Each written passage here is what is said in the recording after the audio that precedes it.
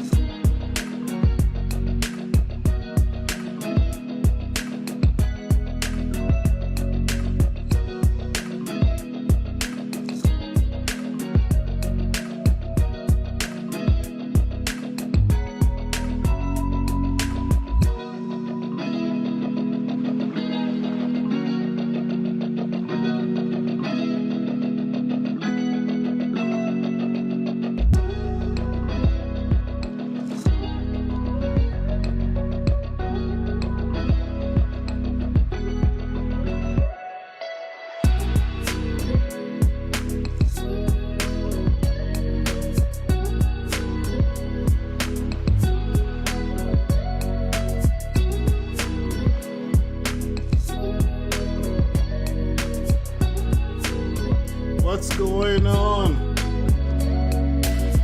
What's going on? What's going on? What's going on? What's happening?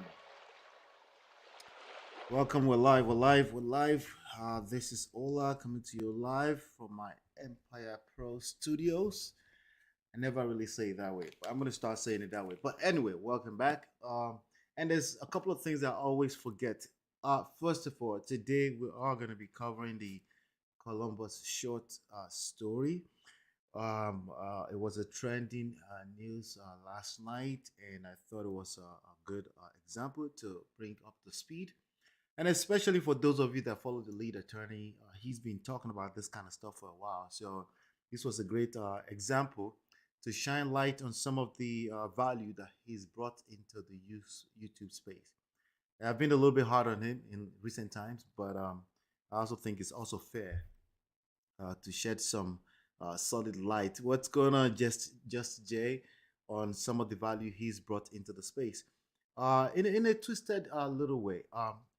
I'm not sure if I say the word domestic violence, if that means anything to the YouTube algorithm. I just said it, so it's all good. The value we bring to this space is bigger than just trying to make money. We have to serve the community, and when I say community at large, I'm talking about men and especially women who have sons who would like to have them mentored and coached, have solid content for them as they start to adult. All right. So now, with that being said, something else I always forget, or just say DV. Thank you. I'll say DV. All right. Something I always forget. I am a three times author. Just in case you didn't know, I am a three times author. I have two books on real estate. That's something I do in my personal life. I've been doing it for 15 years.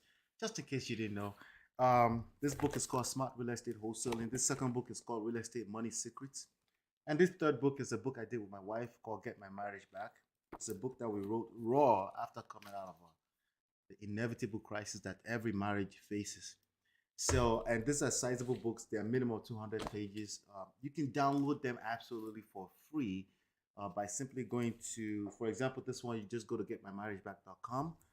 I always forget, but I'll keep reminding myself now. smartrealestatewholesaling.com and realestatemoneysecrets.com. So yes, I am a three times author, and those books are out there for your consumption, and they are also available everywhere on Amazon, anywhere that you pick up books. So in case you prefer a physical book like that. But yes, today we're going to be talking about some of the things that's going on in the news. There are two trending news we'll talk about today. There's the Columbus short, and also we're going to talk about. Let me just make sure I'm showing this on the screen. We're gonna talk about this news right here that broke out. I think yesterday, but it actually happened last week. But I think we have to talk about this. And if you're here, if you're a lady, it's perfectly fine because again, some of you are raising sons, And some of you also need to understand how things happen from a man's standpoint. Some of the content you're gonna find about DV, right?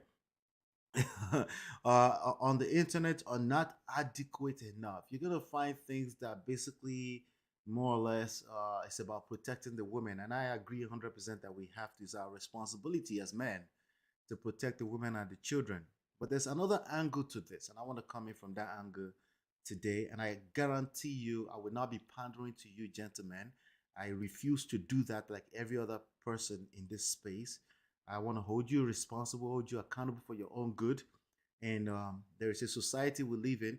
There's a social construct that you have to kind of abide by in order to make the best, most optimized life, awesome happiness life for yourself, right? And if you swim against the trend, you will hurt yourself in the process. And this gentleman, Columbus Short, is an example of what we're talking about. And we're going to talk about it. He has a statement that he's put out. I'm also going to play that statement.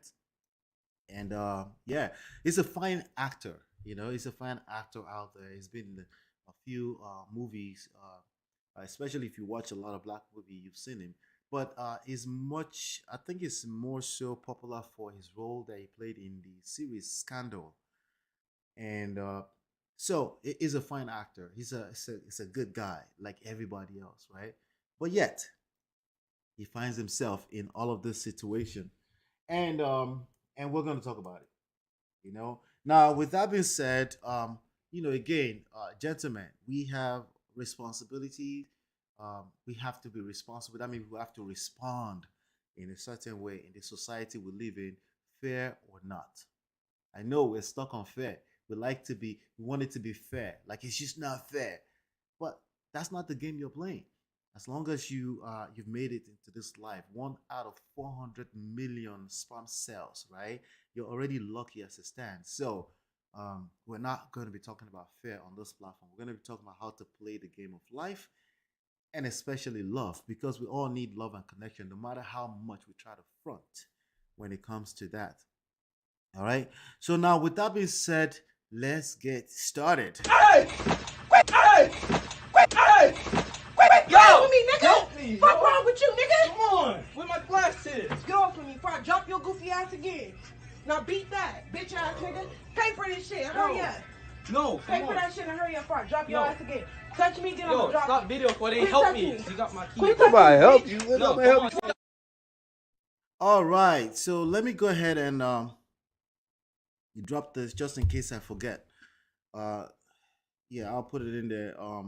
But that's always funny, right? Yeah. I find it funny all the time too. But this is gonna happen 100% of the time. It's not. It's neither right nor wrong. It's not about being fair. It's not about what's the other word? It's not black or white. It's just a game. If games were about black and white, everyone would be winning, right? But clearly, it's not. And no matter how much other people try to make it sound like it's about right and wrong, and we have to hold people accountable, and then blue, blue, blue, right? No matter how much, this is gonna be a game, and yes, for the ladies too. But for men especially when we start to claim that we want to be in the leader in the household, in the society. As long as we continue to claim that, then we have to hold ourselves accountable. You have to start by not me holding you accountable. By the way, I can't do that. I don't have the same token. I don't have that right to hold you accountable. I'm just shedding some light on some things. I have to hold myself accountable. I have to go in the front of the mirror and hold myself accountable. That's how it works if you want to play the game of life right. So there's something I keep forgetting always to do. Yes, we hit the first 4,000 views, not subscribers, 4,000 views. So we're moving high and high. Okay, so just wanted to let you know that your when you share, when you like, when you subscribe, when you engage, it really helps the platform. It helps to move the conversation forward. All right. So the first thing I want to play, but before I play this video, let me just tell you a little bit of what happened, and then he would tell you in his own words what happened. Right. Let me see if I can go ahead and share my screen right now, and then we'll take it from there. TMZ, Columbus short. Columbus short. All right. So that way I don't have to make up anything. We could just talk about exactly how TMZ carried the news, and then I'll play its clip, and then we'll talk about the lessons that I want us gentlemen and the ladies that especially if you have sons, that I want us to pull out of this. Okay. I think this is a very, very important topic. I don't think this is gonna stop. However, no matter how much we try to stop this, I don't think it's gonna stop. I'm sorry, but we can stop it for you, right? We can stop it for your children. We can absolutely learn some things and see if we can avoid your children falling in this category. So, actor and scandal star Columbus Short has been arrested once again for domestic violence. All right. Let me just make sure that you still can see my screen. Awesome. Good. Cops says they were called to a home in the San Fernando Valley Wednesday, okay, February 2, 10:30 p.m. Over a verbal argument. I want you to pay attention to this, okay? Now, let me show you something really quickly. I'm going to go ahead and just go ahead and put this here, domestic violence, and see what you're going to see on YouTube. Of course, you see that hotline, okay? That's a good hotline to call just in case you find yourself in that situation. That's fine. But when I was going through this and I was trying to see what kind of materials to see, so I actually dug in a little bit and I put stages, and I'm gonna see. Okay, so here's some of the articles that I saw, right? And I'm gonna come back to this in a minute. Okay. So anyway, cops they were called to a home 10:30. When they arrived, Columbus claimed his wife punched him in the face. Do I believe him? Actually, I'm skewed more in the direction of believing him. Okay, I am more skewed in the direction of believing him. Right? How do I know? Because I know how the average case transpire before it becomes the DV. Right? Before it becomes what we all call DV, I know how it transpires. It's usually innocent people, good people. It's usually that way. Now, there are the exceptions to the rule. There are people that are absolutely crazy, maniac. Now this guy, we know that he was also on drugs and stuff like that at one point, but not this recent situation. But that's some of the things that we need to pay attention to as gentlemen. Once you're guilty once, people tend not to believe you again into the future, and you have to deal with that for the rest of your life. Every time you make a mistake, you shoot yourself backwards by 5 years. And especially we're talking about this kind of mistakes. Now, he's been in jail already for DV in the past. Not DV, but more like an assault type of situation. I think he punched somebody in the face at the club or something like that. But anyway, but he had no marks. He had no marks, right? Now, this is very important details. Now, let me go ahead and go back here for a second. Here's why this is a very important details. I'm going to play a clip with, let's see here. Yes, it escalates. Yes. We do have a bot here. Thank you so much. Yep. So, yes, it escalates. It starts with the conversation. That's usually how it starts. But they don't tell you that, right? When you start looking at some of the articles here, this is how they tell you it starts. These are the stages. Let me scroll down. Let me find the stages. They said tension, right? Tension. Tension just don't fall out of the skies. That's not how it works, right? This is not how it works. It starts, in my opinion, I would say it starts as a relationship. Okay, people just don't come out of the streets and come and create a tension in your house or in your life. That's not how it works. This is where the manosphere and a lot of the rhetorics on the YouTube fail. They act like we're talking about a stranger. They act like somebody just came into your life and take advantage of you. That's not how it works. This is usually somebody you love or somebody that loves you, somebody that gave you kids or somebody you've given kids to. This is usually somebody who is a family for life, forever.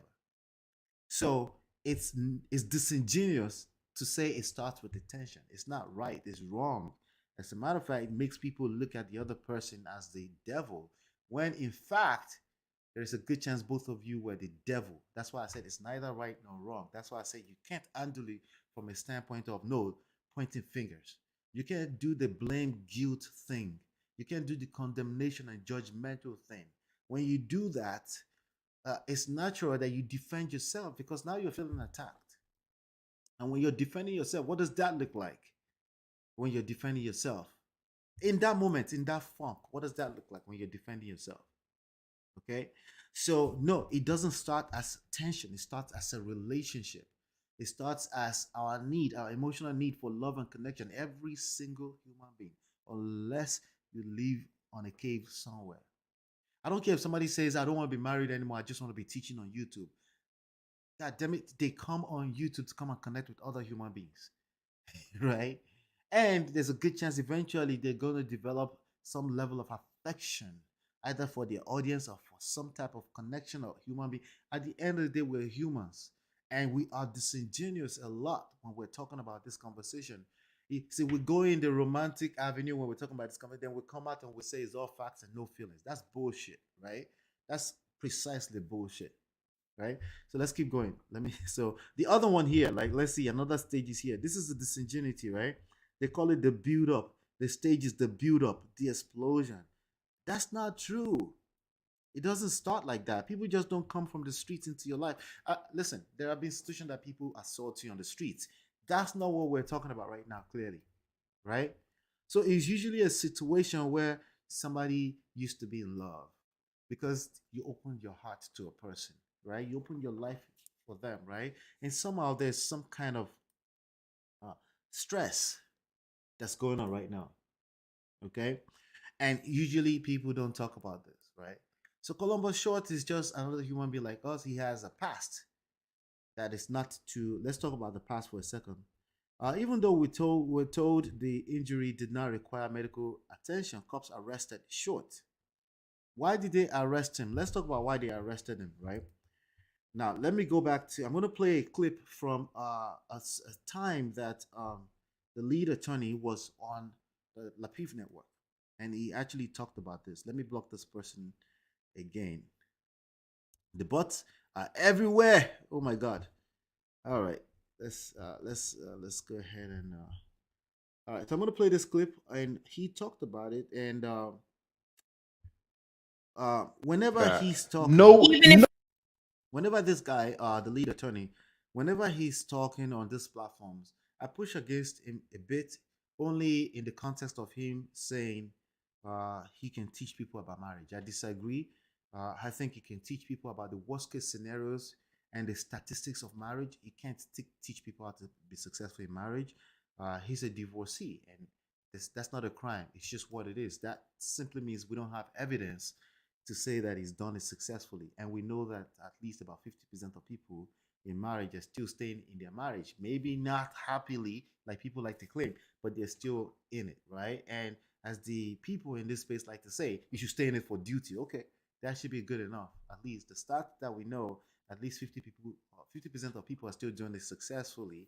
If success was to stay in it, right? We know that's not success. Let's just slash that by 50%, another 50%. Let's say 25% of people are in a happy marriage. They're happy, right? So at least we know that he hasn't made it into that top 25%, right? So he can absolutely teach us about the worst case scenario. Like when he's talking about someone in love, he's talking about someone that slashed their own necks in the middle of the night. That's his own idea of someone being in love. Like, nah, that's not real life. That's not an average person. An average person that is in a happy marriage, they're out here on the street at 7 o'clock in the morning going to their job. They come back home into a happy family, and we know that that still exists, right?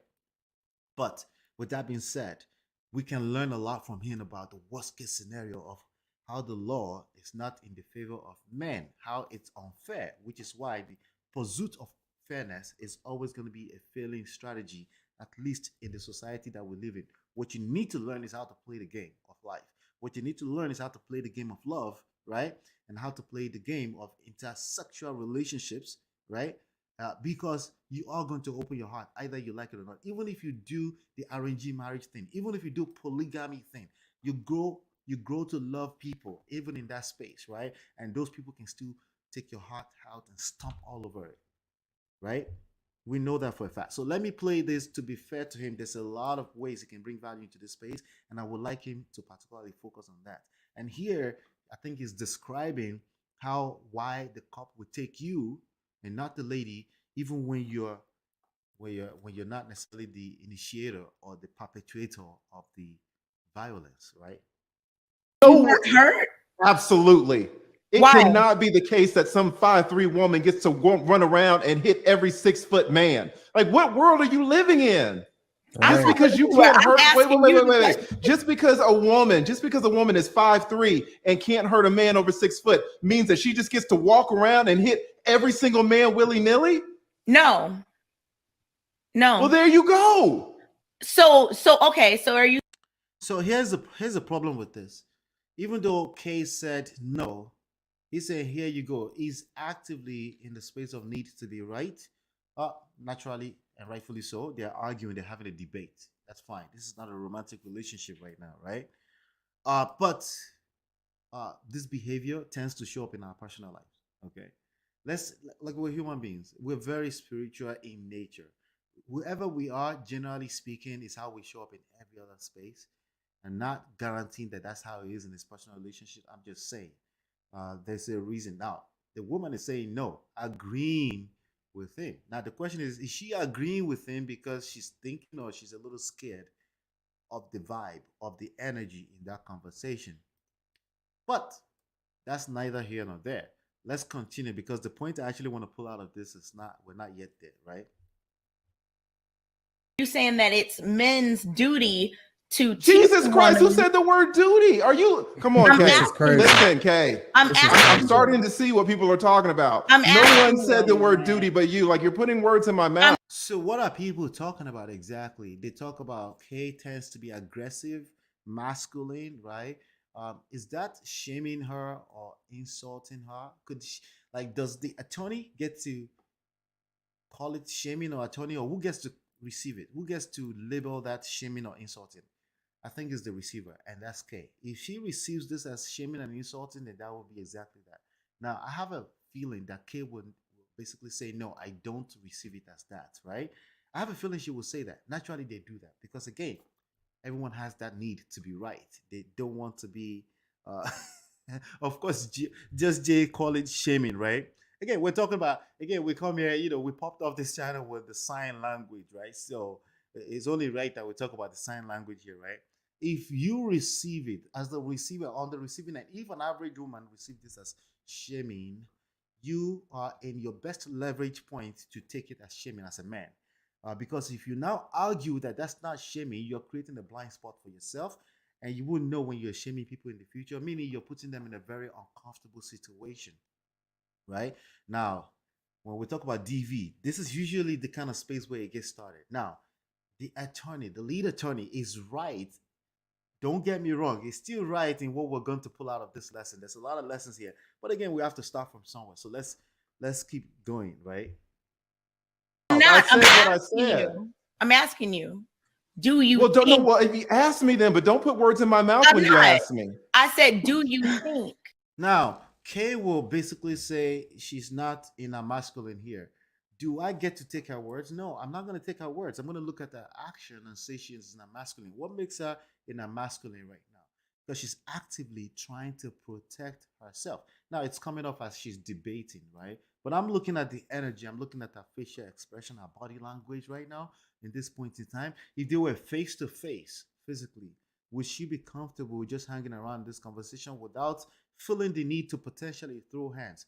Let's just assume this was a romantic relationship, right? Let's keep going. I'm watching actions. I'm not worried about what they're saying. I'm watching actions, right? Now, within this respect of this interaction here, this is how you determine if something is feminine or masculine. We don't determine if it's feminine or masculine by itself. We can't just look at a woman acting just by herself and call it masculine. That's not how it works. It has to be with respect to a person, another person. Okay, and then we can say who is more masculine. You can't say the word masculine or feminine without two people involved, at least two people involved in the equation, in the context. You can't do that. I see people say, oh, she's just a masculine person. That doesn't make any sense. With respect to what? Oh, he's just feminine. That doesn't make sense. With respect to what? Like sometimes the way I'm talking, I'm explaining this right now. Some men will come and say, look at how you talk. That's feminine. Like, that doesn't make any sense. What with respect to me, I maintain this self-control here. You're loud, and you call that masculine. Okay, we may have to go back to the drawing board and redefine these things. But hey, this is my understanding. Masculine and feminine energy, they work hand in hand. They create a polarity, basically whatever you're looking at, right? So you have to look at it and you have to assess it and say, hey, was this person more masculine or this other person was more masculine, right? Now, not just that, with respect to the social construct, to the society that we live in, right? So you're not in a vacuum. If you were living on a planet somewhere, right, where we don't have our social construct, where we've been trained to behave a certain way over thousands of years as a species, then all of this would be null and void. Let's keep going. That it's a man's duty to put like a smaller woman in her place if she tries to hit him. No. It's her duty to keep her hands to herself. Hold on, I agree with that. hold on, wait, because I don't want Kay to misunderstand what the lead was saying. Kay, the way you started with the question, you said, "Are you saying that it's a man's duty?" Right. Now let's talk about what they're saying, the content of what they're saying. In the content of what they're saying, see, remember context and watching their actions and creating the sexual polarity or just polarity in general, right? Those are two different things from if is right or wrong. Now, Jay just said she agrees with what he's saying. I agree too, right? I agree too. That's why I keep saying this is not about being fair. This is not about being right or wrong. That's why when I was on the lead attorney platform, I said, he asked me, is it right or wrong? I said, it's neither. The point I was making was neither right or wrong. Like, listen, if you think something is right, I agree with you 100% of the time because you have the right to be right? Now, if we're in a court of law, the jury and the court of law will judge you accordingly based on the law. And guess what? According to the society, because according to the words of the lead attorney himself, even though the law are what they are, when these things transpire, we're going to get to that point in a second, is always against men. So what do we need to do as men? A lot of self-control is required on our part. Yes, granted, wrong, unfair, but a lot is required on our part.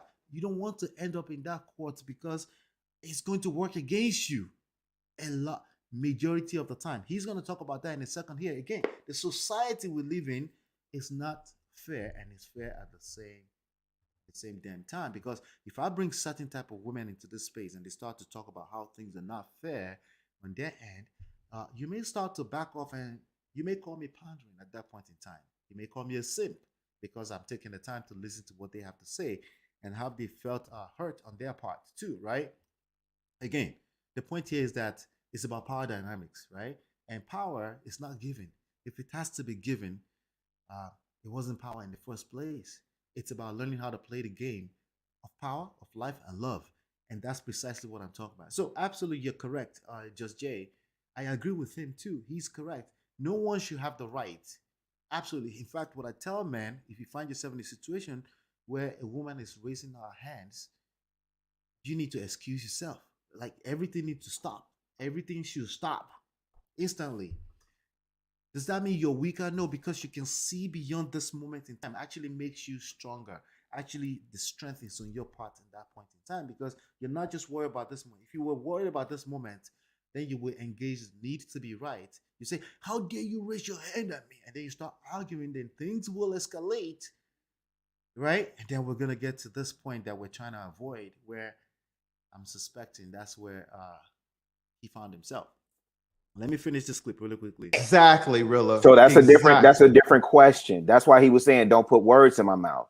Thank you, Rilla. That's a different way of asking. So Are you you're saying, Like really, and I say are no actually or yes? listening to the words that are coming out of your Now, mouth, even if you're not listening to them. now she's having a hard time stopping. Again, she feels the need to express herself and she feels safe. She's at home. But again, if this was physically, things may be a little bit different. Let me play the clip of what Columbus Short said happened, right? We kind of know what happened with regards to, let me just first of all show this, right? And then you're going to see some of the backstory here in a second. At the time of that arrest, okay, so back in 2000, this isn't the first time Columbus had issues with his wife. So by the way, he went to jail around 2014. But back in 2018, he was arrested for domestic violence and ended up pleading no contest and serving 34 days behind bars. By the way, that's in addition to 1 year before that. At the time of that arrest, he was already on probation for a bar fight in 2014. Regarded, so again, the way you behave, the way you interact with women tend to be consistent across board, right? Like not just women, even with other men, you tend to be aggressive, you tend to raise your voice, you tend to, and that tends to be your strength, at least in the short term. And this always ends up badly. I can't tell you one way, shape, or form in your life, in your career, in your personal life, in your relationship. It shows up, this behavior shows up, and it always ends up badly. So I'm going to play his clip of his submission in the last few days after he was arrested. So let's hear that. Stuff out here in the media here. There's some stuff out here in the media. Again, arrested for felony domestic violence. So then let me tell you what really happened. I asked my wife to leave the home due to my frustration, and I grabbed her phone, which I should. He asked his wife to leave the house. Now that's typically what you will hear. What you will usually hear in these stories is that the woman asked for him to leave the house, right? In this case, we're hearing something a little bit different, contrary to what you will hear a lot about, like, oh yeah, why do I get to leave my house? But he's asking for her to leave. But obviously that's just the context of what they're saying. Just again, picture what was going on in terms of the energy and the robodinia, we call it in Nigeria, right? That was going on at this point in time, right? Just to kind of picture that in your mind, right? When you're asking your wife to leave the house, right? And then you grab her phone. I did. And I scratched her hand. And oh wait, he's actually admitting to scratching her hand. Now, usually he wouldn't admit to that. The reason why he's probably admitting to that right now is probably because he's already arrested and they told him there's scratches on the lady, right? Again, I've seen a lot of these cases. I handle a lot of this stuff in our coaching business. So I know how this thing transpires for the most part. Again, there's exceptions, right? Post OJ, the police came here, the detectives were here. It was a whole like just ridiculous thing, and they had to make a decision. They didn't want to take me. They didn't want to take her. But so this is what the lead attorney always say. They didn't want to take him. Also, there's another gentleman, Nathan Daly, I think. He's always talking about this, how this thing's because he's an ex-officer as well, right? They usually don't want to, but there's quarters and there's craziness, all kind of stuff behind it. That there are reasons beyond you why sometimes they have to take you as the man. In addition to the fact that they found a scratch on her. They had to make a decision, and based on that scratch, I went to jail. So I'm sorry for anybody that I let down. I'm grinding, I'm working hard, but my apologies. Now, I want to go ahead and play this other clip of the lead attorney describing, why this happens this way as well. Dynamics of you and Kay, and Kay's 5'3", you're 6'3", a whole. And then we have the lovely and she Courtney, of course. hits you. Sorry, Courtney is asking questions, right? Again, the ladies generally. What's up, Sir Hill? Let me just drop this just in case you guys feel the need to come in at any point in time, right? Courtney, lovely lady. Kay, lovely lady. They're trying to reason with us, right? Ladies in general, just Jay. Ladies always try to reason with us, but a woman is a woman, right? They always come from that space of empathy. They always come from that space of course, emotionalism, right? It is what it is. I don't know why we keep trying to fight this, right? I don't know why we think our power lies in fighting this thing. This thing that was built over time, not in our lifetime, basically thousands upon thousands of years, right? Let's keep going. What? And you're like, well, you hit me, I should be able to hit you back.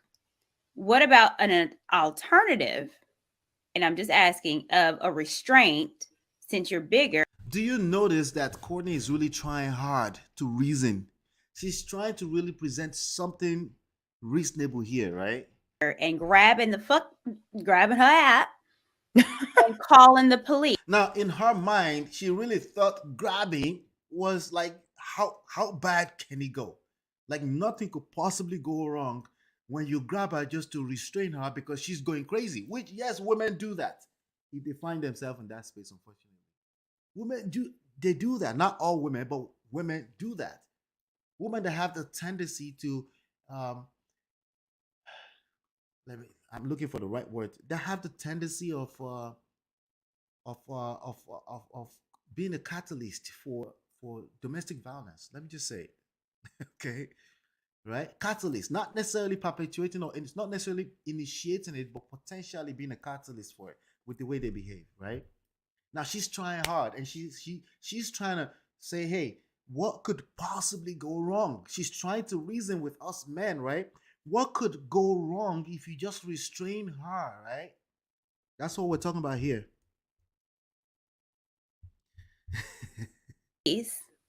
And saying she's right now hitting me, come here and arrest her for assault, and having it legally on the books that she hits men. Yeah. Oh wait, she tried it again. Courtney, I love you. I wish I could bring Courtney on this stage to really see what we're talking about. Listen, she said on the books, like that means anything, right? Like that's supposed to mean something. And you made a good point here, Just Jay. That makes no sense to expect sound thinking in a volatile situation. See, that's the part we all missed. The men miss it, the women miss it. There's a volatile situation going on. All morals, all value, whatever you think of as right and wrong goes out the window in that space. No one is thinking in that space. I don't care how upright you think you are. No one is thinking in this space. I don't care how fact over feeling you think you are. When you're put in this kind of space, you cannot possibly be thinking straight. The only way you can think straight is you grab your keys. If you can't grab your keys, take a walk. That's the only way. The only thing that can put some thinking in that space is time and space and patience. That's it. All right. But hey, Courtney is just trying to help the gentleman, right? Because they keep, bitching all over social media. First of all, well, I'll take your second point first. First of all, no one cares that women hit men. When you say legally on the books that she hits men, no one cares. She's not going to get punished for that. So that's not a deterrent at all. Fact. Second of all, if I restrain her, if I grab her wrist, there's going to be a mark. So guess what? We're both going to jail. Oh, you're right? super So strong. I am protecting myself, restraining her, doing what you said. Wait. He said we're both going to jail. He's absolutely right about that. But he's about to make a point that I think is even more important. Now, I'm speaking to the gentleman. Okay? I welcome the ladies to hear this because it's very important that you know this too, to understand how things. And I'm glad Just Jay is making sense out of this, right? It's a volatile situation. No one is thinking. Like, stop thinking you're the thinker or you're the one who is more logical in this kind of space. You're not more logical. You're angry. That's an emotion. Okay. All right. So let's keep going. Say I should do. And then when the cops show up and see my fingerprints on her wrist, we're both going. But And it's that's the the flip best case side. scenario because Whoa, that's absolutely the fact of the matter. That's the best case scenario. Okay. For the most part, what happened to Columbus Short is what's gonna happen. They're gonna see the mark on the wrist. Okay, I think he's about to say it. Let me not say it again ahead of him. I want to give the lead attorney all of the credit in this, right? So what then she what could- should you do? But hold on, Kay, let him finish. Go ahead, lead. What's up, What I'm Ashar? saying is your solution is the best case scenario. What Okay. happens a lot of times is I could restrain her. The cops show up. They see bruises on her wrist, but they don't see any bruises on me. So now she's free and I'm going to jail. Right. And these same cops have probably been raised as Now I gotta give Courtney credit. I seen him make sense. Like she would do the woman thing and then she'll come back to that right. Right. But again, in real life, if this was actually transpiring, if they were in a romantic relationship, she wouldn't be in the space to be helping you make it right. That's why I think this space can be very dangerous for men because what you see on the screen is not what's going to happen in your personal life, in your personal relationship. And you need to be aware of that. I've seen some of them try to say, oh, yeah, we're aware. No, I can see that, again, all your thinking, all your your abilities to rationale things will go out the window if you find yourself in this space in real life. Okay? if you find yourself in real life in this space. I got in a couple of situations. Things happen so fast. Yes, sometimes you're not sure what happened. Yeah, you're not sure what the hell happened. That's true. That's I've been there. Okay. Why am I able to talk about this? Because I've been there. Okay. Granted, I've been there only once because all it took me was once. Um, uh, a cop showed up to my door, and I was like, "That's it. It will never happen to me." And then when I spoke to my father, he said, "Oh, it happened to him once back in." My father came into. I was born here. I think you've heard my story. Back in Dallas, in the 70s, right, with him and my mother, and in Nigeria, when women start this kind of situation, what they start with, they start locking your clothes like this. You're gonna kill me today. You're gonna kill me today. Now imagine a woman locking your clothes like this, right? Now it's Nigerians, that's what they do, right? And then you're trying to release yourself, right? Again, you could grab our hands and there could be scratch, and the cop shows up, right? And he said to me the same exact story. Like after that day, I was like 2, 3 years old, and he was like, that would never happen again. He would never, because again, we had been disingenuous if you think it starts as tension. It doesn't start as tension. Remember what I said, it doesn't start as tension. At the very minimum, it starts as an argument, as a heated debate. You thought it was a debate. You thought this was your best friend, your wife, your homie, your lover, everything, right? And it started as just a debate. You may be arguing about something completely irrelevant to your relationship. But now somebody took an offense because you had an opinion. Let's say something like, "Oh, you thought polygamy is okay," and she didn't feel right about that, right? And now, she has a little tiny resentment in her, and she doesn't know why the resentment is there, right?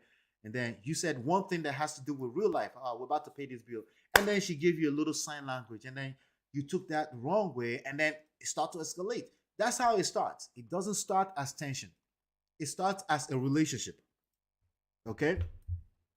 Especially down here in Georgia, under the Yeah. assumption that men don't hit women regardless. Yeah. That's why it's all messed up on all different levels. It's not an assumption. You don't hit women regardless. That's the society we live in, the lead attorney. That's the society we live in. And sure, you can do whatever you want, but again, just like you're saying, there's consequences for that. And that consequences is not going to be fair. I know. This is the part where Ola has the right to be right. I mean, you can look around you, right? That consequence is not going to be fair. Okay. If the consequences was going to be fair, you will be absolutely right. As a matter of fact, what you said is actually right too. Women have no right to raise their hands. And if they have the right to raise their hand, I should have the right to raise my hands too. But the key word is should.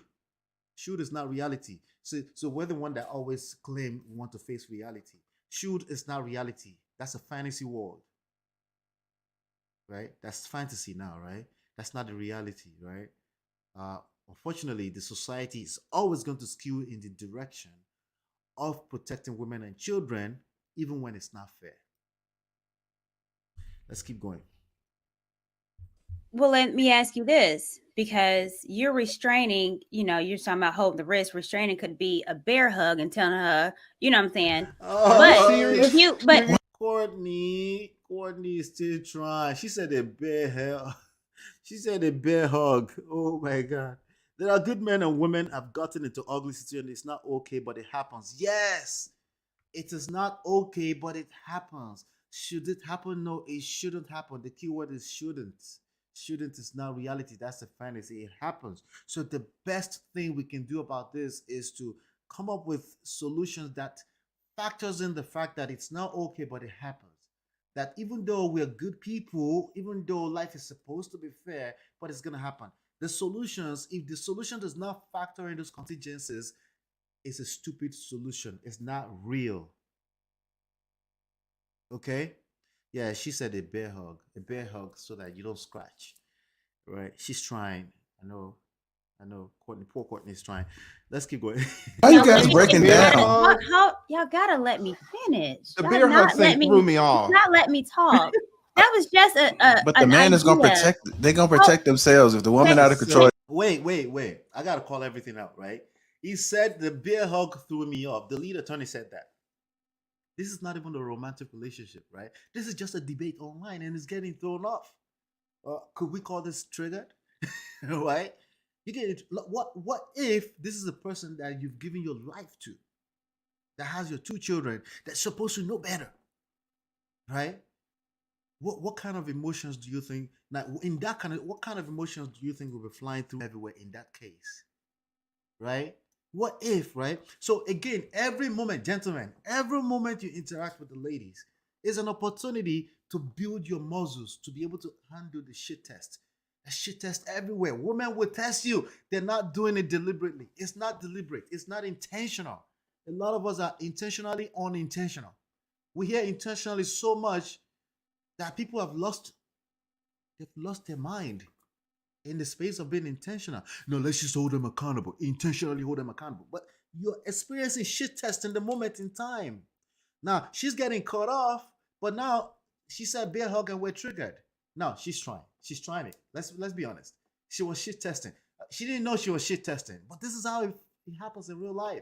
It's not bad people. It's good people that basically get in trouble, right?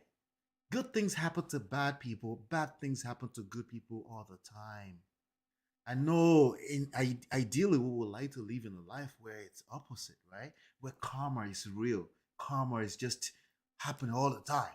Yes, karma is a bitch. That's not real life. If it was, you're not going to be around to find out.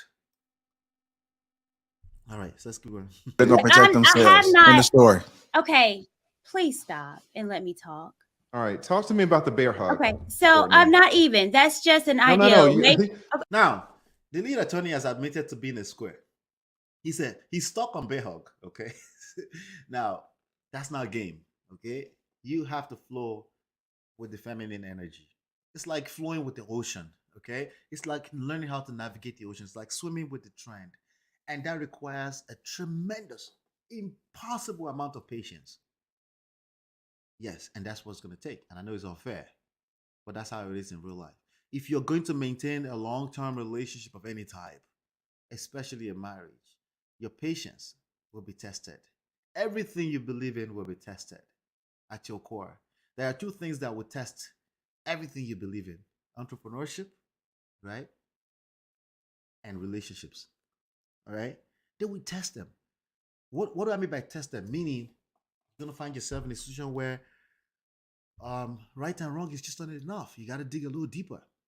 Your idea of right and wrong the other person doesn't agree, at least not in the space of volatile situations like that, right? Yeah. Listen, you got mad because I cut you off at the bear hug. So fine, finish your point about the bear hug. I'm sorry I cut you off at the bear hug. I'm trying to finish a sentence. She's So done with even the with bear that, hug. but Come on, man. if you hit her, being that you're a foot taller, you don't think that's going to be an imprint more than trying to constrain her, than What fight difference does it her? make? And if she doesn't get in, She's doing exactly what you ask for. She's trying to rationalize it. See, men like to come into this YouTube and clubhouse space and ask women to rationalize. She's doing it. How come that's still not enough? Right? She said a bear hug. She said, okay, don't you think, again, she's trying harder to make it rational. Don't you think a bear hug is a little bit, would be less scratches than hitting her? Right? But now, because he's also in his emotions, even though he would not admit that, he said, no, punching her in the face will be better. That would be a better scratch. We're all going to jail anyway. Well, in the short term, maybe. In the long term, you're going to end up being Columbus short, and people will start calling basically your 2014, 2018 crime in the past or offenses from the past. I mean, people will never forgive you once you get into a certain space. So is that the right thing to do? Yeah. So let me see here before we continue. This situation are different from people who are chronic abusive relationships. Yes, it's different. And that's not most people. And that's not what this lesson is about. This particular masterclass is about us normal people that we find ourselves in this situation sometimes. Good people that bad things happen to. A lot of people in the manosphere are ex-simps, good guys who bad things have happened to. Heartbreaks, right? And they think it's not fair. The entitlement that comes with being a nice guy. That's what makes up what you call the manosphere. I know a lot of people don't see that coming. Okay, but bad people generally don't end up in this space. Okay, generally. Okay, there's a good people looking for solutions. They're trying to bring the solutions down to exact science, and that's literally against the idea of game. The idea of game has infinite patience in it. It doesn't really make logical sense. Okay, and it's not supposed to. Okay, at least not until when you're 50, 60 years old. Go ask the people that have been in long-term marriages. They'll tell you. Okay, they'll tell you. Nothing that they say makes it work will make sense to you in the short term. Okay, chronic abuse. Like there are some people who are getting beat for breakfast lunch. Yes, that's not what this is about, right? You hear Columbo Short said in that video, I'm hustling, I'm trying. This was, I could tell, this was a situation, this was a completely innocent situation, but I'm calling him out for, so we can learn out of it. Like, listen, the bad people belong in jail. If somebody is waking up every day to beat his wife up, it belongs in the jail system. That's the bottom line. But I know that that's not the average situation. I know that if that was the average situation, it would be chaos on your street. When you get out on the street, you see people beating each other up every time. Clearly, that's not the situation. And every single one of the people you see pull up in their car and go to work every day have found themselves in this situation, one shape, maybe not extreme like this, but where they were tested, right? I'm talking precisely about the shit test that will happen between men and women that can put you in jail if you don't if you don't. So yes, thank you for calling that out, because I needed to say that. If you're in a situation where you're going through this morning and night every day, call the hotline. Definitely call the hotline. I'm gonna put that hotline here right now, because that's not cool. There's nothing good about that, right? 800-799-7233. Okay. Yes, sad, but it happens. Yeah, that's true. uh she's trying to rationalize, and that's why I think the solution that most people bring in this space, which is hold women accountable, is not a solution. It's a stupid solution. It doesn't factor in the nature of the female gender of the human species. It doesn't factor in the nature of nurture of the social construct. It doesn't factor that in. There's stupid solutions all across board for the most part. Women like doing shit tests in the beginning for fun and later by habit. Yeah, it's not. You're right, but it's not deliberate. It's not deliberate. It's the natural order of things, or also partly because of nurture, because of the way we're built in the society. Right? Is basically testing your core for consistency, for trust, and it's also a test of their own security. Right? It comes from insecurity. So many things leads to that from a psychological standpoint. And we can't put ourselves on the pedestal when we're assessing or trying to look for the right solution. The idea that the other person is wrong and I'm right is always going to be a failing solution. Always. The idea of blame, guilt, the other two words, um, condemnation, and yeah, condemnation and judgment will always fail. That's why gender war will always fail. Okay. Yeah, it was in fact going off. But tell me about the bear hug. Yeah, yeah, he was in the square. He wanted to, and most men, let's be fair, most men find themselves in that space. They are. My point is, that's why you find yourself in argument. A man who knows a woman does avoid argument with the woman. Okay, does not argue with the woman. Okay, now you're gonna be in a moment as a man where you forgot the nature of a woman, right? That's the point that we're making here. Because those moments is gonna happen, is precisely why I need to spell this out so that you can protect yourself, right? It's gonna happen. Oh yeah, but that's not possible. How would you be in a situation where you wouldn't argue? No, precisely what I'm saying is that it will happen. But if you have enough self-awareness, you will learn how to avoid argument without being dismissive. Because if you're being dismissive, this is two different things. Avoiding argument can come up as dismissive to your significant other. If you're being dismissive, she can read that as well. All right. And if she can read it, it's going to work against you too. Right.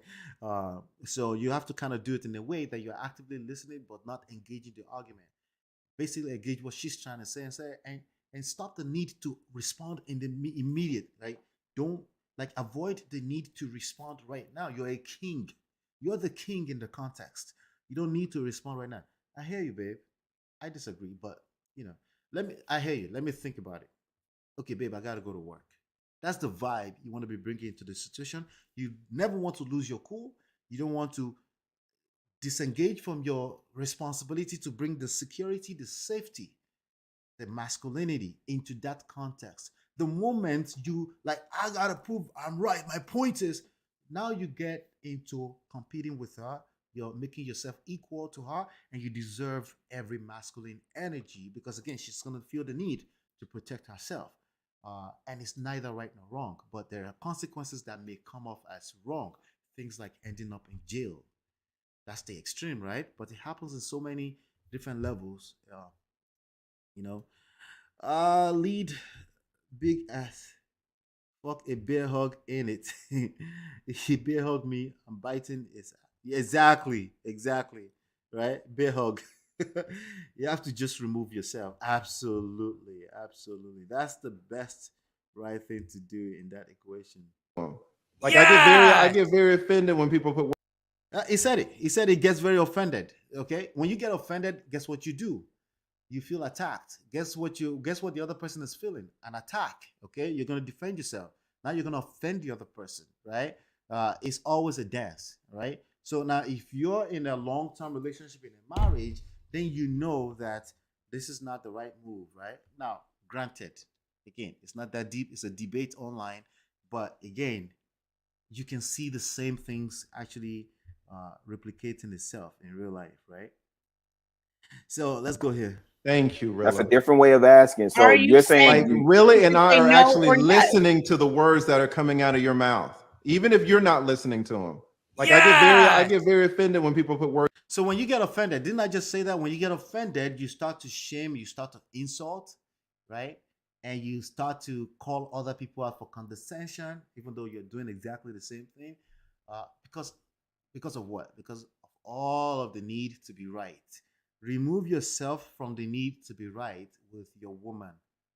She will, trust me, she will find out that you're right. Especially if we're talking about something emotional. If it's something that she's gonna hurt herself physically, tell her. Okay, absolutely protect her. That's your responsibility. If she's gonna smash her head against the wall because she's arguing with this, hey, no, I'm not gonna let you hurt yourself. She will respect that as well. Okay, so I'm not telling you to be a doormat. What I'm telling you is that if it's just an emotional need to be right, an argument, it's not worth it. It's never worth it because you know what? It can escalate, and then you become a good person who bad things happen to. Again, bad things happen to bad people too, and they end up in jail. They deserve that. I'm talking about in a situation where bad things happen to good people, and I'm suspecting, I don't know for a fact, that that's what happened to Columbus Short, and I could be wrong, okay? Because again, he has track records of engaging. Again, it's usually them. They have track record of not being able to have self-control, not precisely of beating people or hurting people, but lacking self-control. It starts from self-control.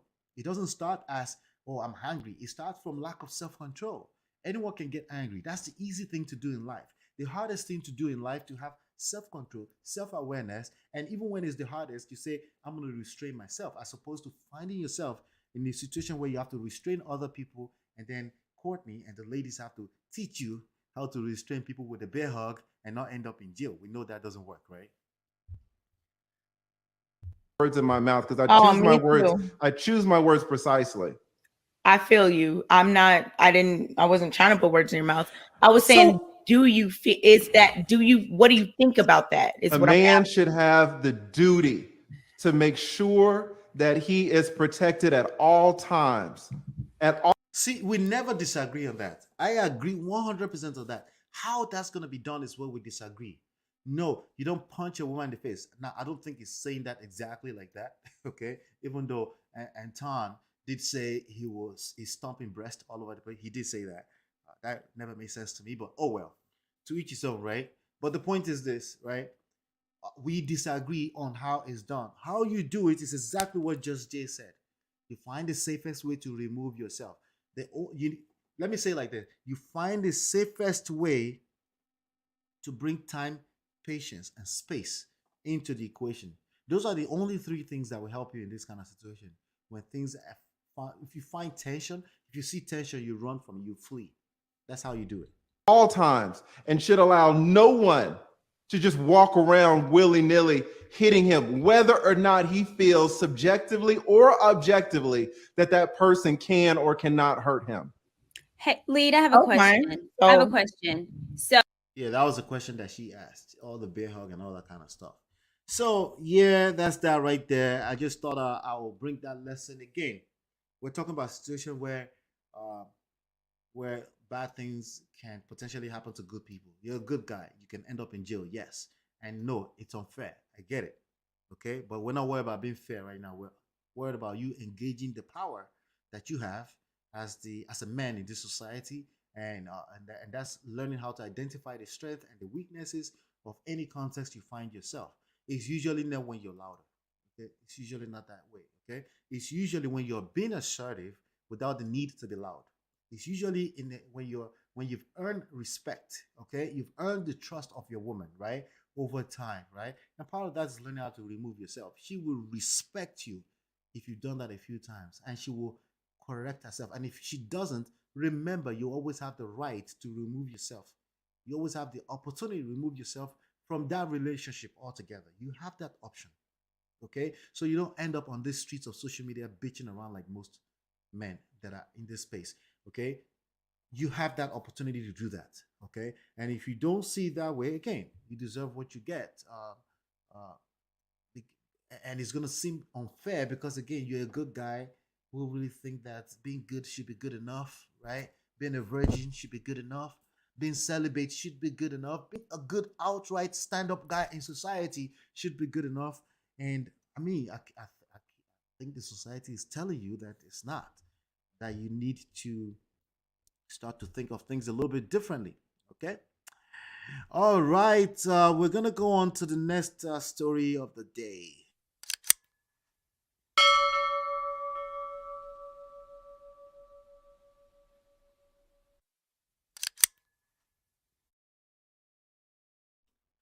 All right, so let's talk about Joe Rogan. Okay, this is going to be very short. I think this is a beat up news by now.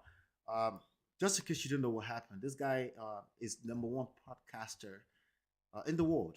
Pretty much, he received like what was it, in 2020? He received like $100 million to have his content exclusively on Spotify. Okay, and recently a lot of situations have happened. He's got called out for using the N word uh, multiple times over and over. I'm going to play that clip here in a second, actually. And he's also apologized. But it's become a matter of race.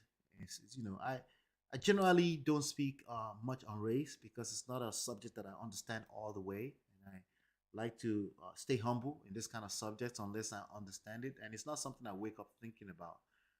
Granted, it's a reality of a lot of people.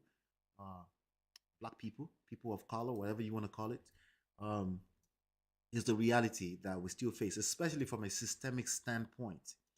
But let's not front. There are a lot of situations where you're interacting with individuals, and that racism thing is real. It's real, and I counted it later on, maybe in more recent years. I was very naive to it earlier on, maybe because I'm an African. I was raised in Africa, and being raised in Africa, you just kind of like things like that go way over your head because you're coming from what may seem like a worst case scenario, right? But we do know that the worst case scenario is the 400 years of slavery of people enslaved, right, by the white supremacy. Um, but again, where you're coming from a place of what many people may consider privileged, um, you may not see some things. But anyway, so that's a topic that's still evolving, right? And a lot of white people don't realize that they really can't afford to say certain things. Not just white people, even men, right? You get canceled like that if you don't know how to operate in a society, right?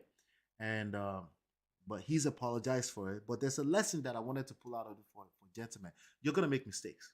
That's the lesson I want to make out of this. Okay, you're gonna make mistakes. As a matter of fact, because of the space of privilege, white privilege that is in, is not going to be fired. As a matter of fact, the Spotify CEO just came out and said it's not going to they're not going to silence him. That he doesn't think the right move is to silence him, right?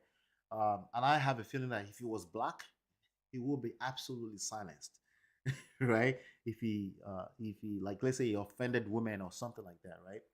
But that's the unfair life that we live in, unfortunately. I'm not saying it should stay that way. I'm saying while it's still that way, we have to learn the game and learn how to operate in that game. And the lesson here I'm going to pull out of uh, I'm going to pull out of here is it's a little bit, again, as usual, a little twisted, but not the usual. Not that it shouldn't be a racist. I don't know if I can teach him not to be a racist. If he's actually a racist, I think a racist is a racist generally speaking, right? But as men, there's a lesson we get is that you can be, if you can be cancelled, that means you didn't have your power in the first place, right? And you have to, but also it's about how you respond to situations in life. And I'm bringing in Jordan Peterson here to talk about this, to talk about how to respond to crisis. It's the same thing when we're talking about relationships. When crisis happens, when you find yourself in arguments with your lady, how do you respond to it? A lot of men think it's about being loud, all right? About, putting your feet down and just like, put your feet down, right? But we know that that's not how it works, right? We know that that's a way to end up in jail if you're not too careful, right? And we also know that it's also a function. If you think that's the way, it's a function of your weakness. That's actually you being weak. You think that everything has to be physical or visually seen, and the most power in life is in silence. Let's retweet that, right? So let's go into the clip here. I want to play the clip of how all of this went over. Well, first of all, there's a guy called Neil Young, legendary artist, removed his music from Spotify because he said he didn't want to support that platform because they're supporting the N-word, the use of N-word, not N-word, but because they were supporting Rogan for a lot of misinformation about the pandemic and about the vaccination and all that kind of stuff. And then eventually, India Ree came out with this video about to play for you. India Ree is a R&B artist from the 2000s who also came out and said, "Well, there's a clip. Of So yeah, so people were leaving and all that kind of stuff. Yes, a lot of people were leaving Spotify and stuff like that, right? But we also know that there's an active push against the mute me, cancel me culture or culture. There's a lot of push against that right now. Part of which is the manosphere, which I appreciate that part of it because I don't think it's healthy to just outrightly think you can cancel people. I don't think that's healthy either. In life, the balance is always sweet in the middle, somewhere in the middle, not extremes of any angle, right? So let me play India Ree. I want to leave a short message here about why I decided to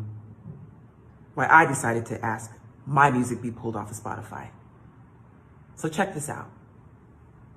So she followed suit. She decided to remove her music because of the racist. She calls a racist, right? No white people. It says, okay, take me to this one. And the guy goes, okay. I goes, is that in a good neighborhood? He's like, oh, yeah. Guy barely speaks English. He takes us there. We get out, and we're giggling. Oh, we're going to see Planet of the Apes. We walk into Planet of the Apes. We walked into Africa, dude. We walked in the door, and there was no white people. It says, okay, take. I empathize with the people who are leaving for the COVID disinformation reasons, and I think that they should. I also think that Joe Rogan has the right to say what he wants to say. I also think that I have the right to say what I want to say. So precisely. See, listen, everybody gets stuck on the argument that I have the right to do. Like, listen, you have the right. But people who will respond accordingly have the right to respond how they would respond, right? So as an artist who builds, Spotify is built on the back of the music streaming. So they take this money that's built from streaming and they pay this guy $100 million, but they pay us 0.003% of a penny. Just take me off. Now she's alluding to the fact that life is unfair again. Again, he's the one that's putting out content every day, pushing out content every day, content that's attracting 20 million listeners every year consistently. Can we really call that unfair? Okay. So now you're talking about you're being paid 0.003% of a cent. Yeah, that's how business works. Sorry, black woman. Sorry. I don't want to generate money that pays this. Just take me off. That's where I'm at. And I know that I'm actually, to be honest with you, surprised that my statements were picked up, because I thought people weren't really going to listen to me, because that's what I'm used to from the industry. But I'm glad that I am being heard, and for that reason, I want to clarify my statements. Again, this is why. Watch this.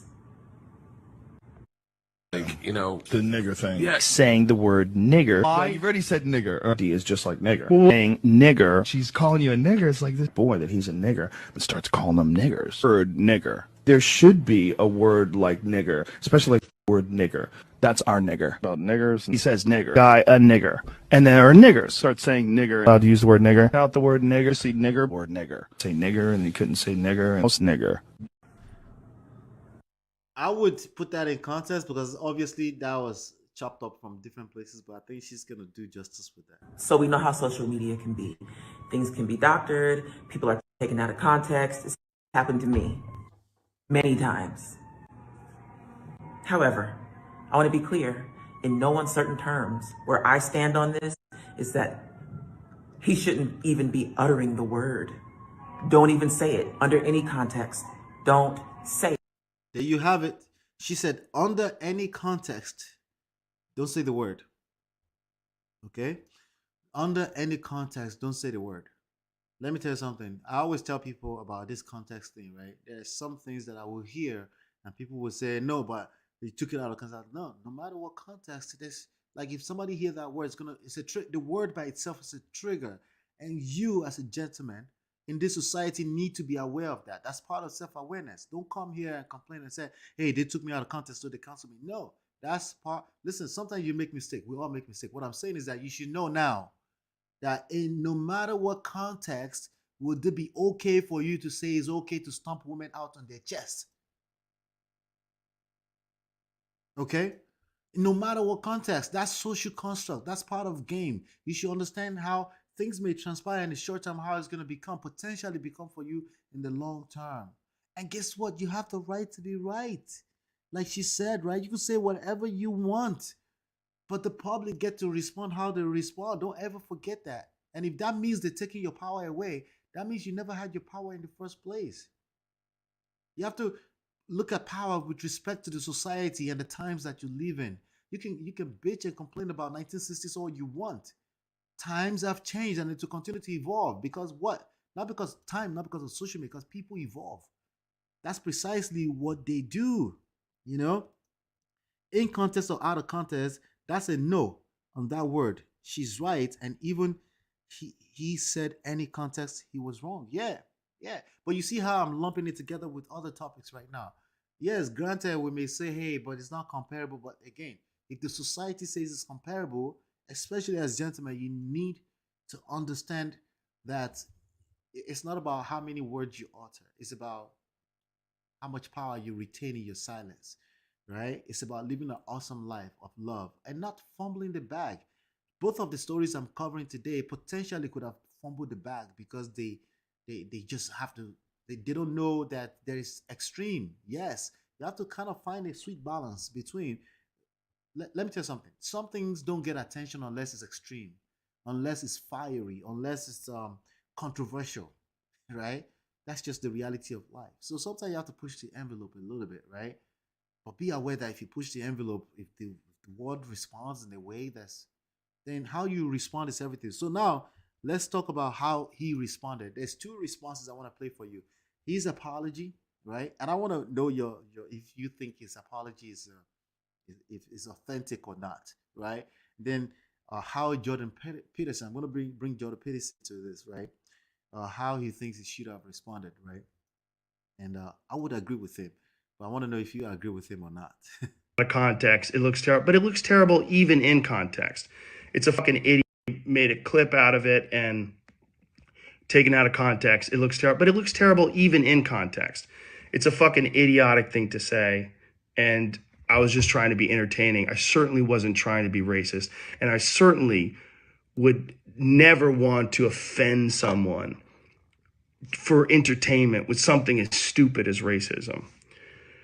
My hope is that, look, I can't go back in time and change what I've said. I wish I could. Obviously, that's not possible. But I do hope that this can be a teachable moment for anybody that doesn't realize how offensive that word can be coming out of a white person's mouth in context or out of context. My sincere and humble apologies. I wish there was more that I could say, but all of this is just me talking from the bottom of my heart. It makes me sick watching that video, but hopefully at least some of you will accept this and understand where I'm coming from.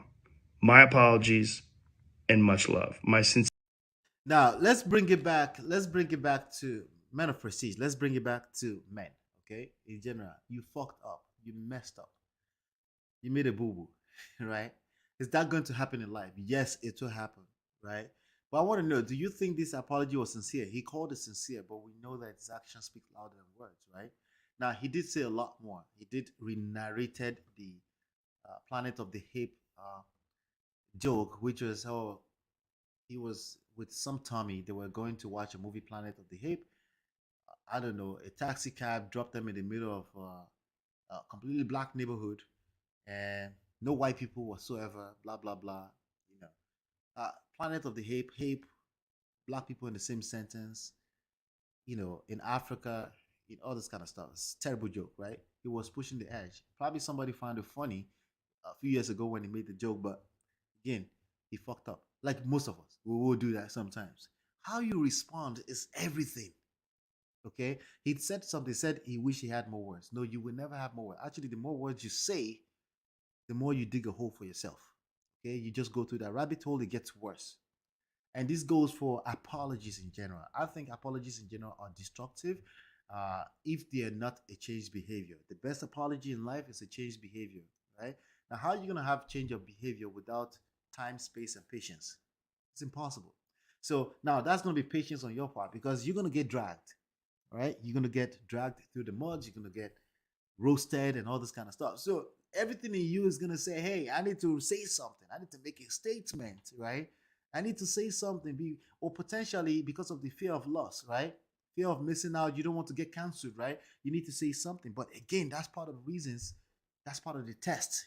You're going to be tested, right? To say something. And then when you say something, it's highly risky. This apology was highly risky because people that you've offended tend to receive, they're looking for a place. They're actually actively listening for a place where they could pull you further down. The people that are listening to apologies, they're looking for a place where they can take even more offense because they feel offended already. And that tends to expand, even though that's not your intentions. So, gentlemen, when you're tendering apology, sometimes it's necessary. For the most part, it's not. And that's what I think Jordan Peterson is going to speak to here really quickly. Let's play it. Times this way. The heat goes on, the pressure's on, you're in the desert, it's unpleasant. You wait it out. You wait it out. You wait it out. If you haven't done anything wrong, you wait it out. You don't apologize. You don't back down. You wait, and things viciously turn in your favor. Now, waiting it out while you're roasting, that's not pleasant. And if the Spotify types have any sense, they think, yeah, well, that's a drop, but it's part of the death throes of the legacy media. And once all the dust settles. See, waiting it out is something I teach all the time to young men. You have to have enough strength to wait things out. Majority of the lessons you're going to get from this platform is about waiting things out. That requires more strength than overreacting to things. Your overreactions are your actions, okay? Your overreactions are your actions that you will be responsible for, regardless of your intentions. Intentions are overrated. You may have good intention, and it can still backfire. So waiting things out cannot be an extreme either. If you wait too long, it can also backfire. So it's about reading the room. It's about knowing the right time, right? But what happens when you wait things out?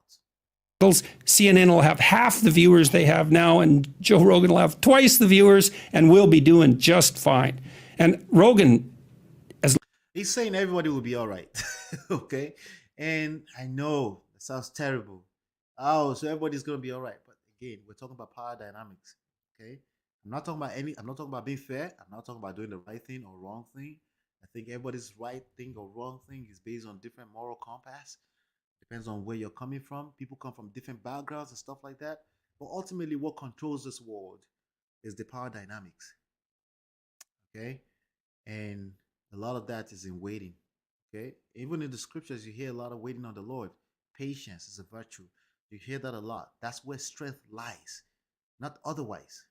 Not otherwise. There are times that you are going to have to put your foot down and be assertive. But it's more often than none, it's usually in waiting things out and learning how to let things just learning how to swim with the trend. Let the trend work in your favor. Let the oceans work in your favor, right? That's usually where the ability to be able to leverage the power of the mother nature in your favor, right, is where strength lies, as opposed to popular belief system, which is be aggressive, fight, respond. Now you gotta hold him accountable. That's not strength, right? Somebody made an example, said when you go to the boxing arenas, right, where people are training to box, usually you don't have people charging at you trying to beat you up. That's not usually how it works. It's usually people that have not been trained to fight that charge at you and try to be aggressive and try to bully you, right? It's not people that are trained to do. People that are trained to do that, you tend to not be able to tell until you put yourself in the wrong position and they'll beat your ass up, right? So it's not wise to move around the street trying to bully everybody because you never know. You may just get your ass beat too, right? Because again, the most power lies in silence. As human beings, I'm not talking about as a lion because everybody try to bring the alpha thing into the equation, right? Alpha, beta, bullshit, sigma, all that kind of shit. We're not animals, we're human beings. That means we're driven by emotions 85% of the time, right? Long as he keeps doing what he's doing. Oh yeah, we do justify it with logic, but it's justification. But we're driven by emotions 85% of the time. Yeah. And if you don't agree, you're just full of shit, like the rest of us, okay? He came out on Instagram. This is so funny. He came out on Instagram to talk about all this a few days ago, and I thought, you nailed it, Joe. He came out and he said, it's a paraphrase, and I'm going to do it a bit comedically. He basically said, well, everyone knows I'm kind of a lunkhead, and I have lots to learn, and I probably haven't managed this like perfectly because Yeah. So I probably haven't managed it perfectly. I should apologize. I probably should. I don't have enough work. All that kind of stuff can actually be used against him. Now, I do agree that apologies can be necessary, but more often than none, it's not necessary, especially within romantic relationships. If it's not accompanied by changed behavior, it's useless. As a matter of fact, what you're doing is you're building more resentment. You're building lack of trust. You're basically deleting trust out of your relationship by apologizing over and over again and not making sure that it's accompanied by changed behavior. Eventually, she's going to, because she's human and she can be logical too, she's going to figure out that your apology is useless, right? And then, but not only that, from an emotional standpoint, she will have a hard time, she or he, it could be he too, right? Will have a hard time being able to trust you, right? For obvious reasons, because again, you've proven to not deserve that trust over and over and over again. And then you're going to become like, why don't you just trust me? Why don't you just respect and submit to me? Like, no, those things are 100% of the time earned. I know it's unfair. I know it doesn't align with what you probably read in your scripture, but that's not reality. That's a fantasy. It's a fantasy land when you think a woman is just going to submit to you regardless. That's fantasy land, okay? A woman naturally wants to submit. She doesn't naturally submit. She naturally wants to submit, okay? Because in fact, that's where she's enjoying life the most, where she's submitting to your authority, to your proven leadership, right? Or maybe a facade. It could be that she's in love. She doesn't really know you. That could be, that could create submission too. Again, the infatuation of the newness, the excitement in newness. You don't really know this guy, so of course you submit. All right. Now, if you continue to now add to that love tank by being consistent, then she will submit, right? But generally speaking, we all get complacent. You're gonna get in a space where you will lose a little bit of respect, and then you still have the power to absolutely attract that respect back by being consistent. Time, space, patience. These are the only way. I know it's not sexy. You want like an exact science answer, but that's not how it works. That's just not how it works. Okay. So that's what I wanted to cover with respect to the Joe Rogan story. All right. Again, asking women to teach you how to move on the streets, they will always meet you with the empathy, meaning it's sugar coated. They will meet you with the emotionalism, meaning they're actually trying to appease you more so than telling you the truth, right? The last thing a woman wants to do is hurt your feelings, especially if she's in a romantic relationship with you. So she will not necessarily deliberately say things to appease you. There are exceptions to the rule. There are absolutely some of them that are blunt, will tell you as it is, right? But generally speaking, that's not what they want to do. They don't want to hurt your feelings. That's not what they naturally want to do. So they will appease you either is for or against the ultimate right place for you to be as a man. So I'm gonna play this example here from the undefeatable. What's his name? Reverend. I always forget his name. I don't remember right now. The guy that says Bader. Let me play. Or men who are doing that. It's a hard thing to admit, but it's understandable why they would choose to go their own way. And that's what's scary, is there's actually a rational reason why they would do that. So he has the question, what do you think about men going their own way? And she's answering. And if you notice even the tone of her voice, she says she understands, right? Now, I understand it too, but I'm punching you in your face if you say you're going your own way as a man, because live in a cave. Okay, that's it. There's no other way around it. Okay, now if you're not gonna live in a cave, if you're gonna get on YouTube and teach young men to go their own way, you're full of shit. Okay, you're just making money off of a bunch of vulnerable young men. That's all that is. Let's continue. If you're being told all your life that you are bad Yeah. and wrong just for being a man, and that you have toxic masculinity for being a man, and that, you know, women, there's this famous feminist expression that, you know, a woman needs a man just like a fish needs a bicycle, and that men are basically useless. And that So, let me give credit to whom credit is deserved. I got this clip from Poor Man's podcast, which I will be responding to him. I like him as a guy, but I have a lot of pushback against him. I'll be coming with that later on. But I got this clip from him. And of course, if you know Poor Man's podcast, he's basically for this message. I'm against this message in a little twisted, different way, right? I am against it, right? Here's why. Because it's setting up men for failure. Okay, she doesn't mean any harm. She's just trying to help you. But again, you keep asking women to rationalize shit, they're gonna stop talking like this. Okay, I understand when you keep telling men. Maybe she has children, sons too, so she's protecting her sons from a bunch of vicious women out here, which they do exist. They are everywhere. You can see them on IG, right? But the idea that, oh, she's gonna appease me, and let's keep listening. Okay, and that should be enough. No, that's not enough, gentlemen. You need to understand that's the reality about life. This is how it's always going to be, at least in your lifetime. Maybe it will change about 2,000 years from now. I don't know. Maybe your push against it will help you change. I don't know. But you're not going to enjoy that. Okay, if there's any kind of enjoyment in that, I think women being women is what makes women being women and men being men is what makes life beautiful. I think the masculine energy and the feminine energy, the way it creates polarity, is what makes life beautiful. I don't like the idea of pushing women to rationalize everything. I don't like the idea. I think it's a losing battle. And if anything, you're not getting the reality as a man. You're being set up for failure because now you're going to think because I'm a good guy, I'm going to get. No, she's still not going to be, she's still not going to be excited about you. Okay? You're going to come off as lame, even though you're right. Okay? All right. men are terrible and that, you know, women are superior. How would you feel? I mean, you know, you're not going to feel that attracted to a woman or care to be loving towards her or romantic towards her. Precisely the opposite. Because why is it that you're making noise all over social media and you're bitching around? It's still attraction because you know what? Rejection breeds obsession. That's a fact of life. Okay? Rejection breeds obsession. When people, the same thing happens with men. When men reject you as a lady, suddenly you're wondering, what the hell, right? It's not deliberate. It's just natural, right? Now you want more of something you can't have. Anything that's readily available is taken for granted. So again, she's trying to rationalize, but it's working against the nature of man and woman, and especially the masculine and feminine energy.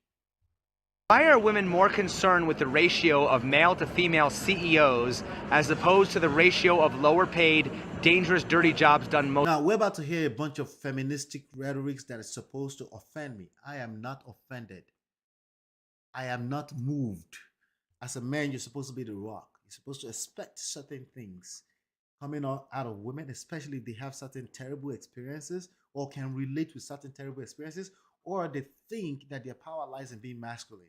It is what it is. I'm not worried about that. There are still women that are very feminine, and I'd rather spend my time with them.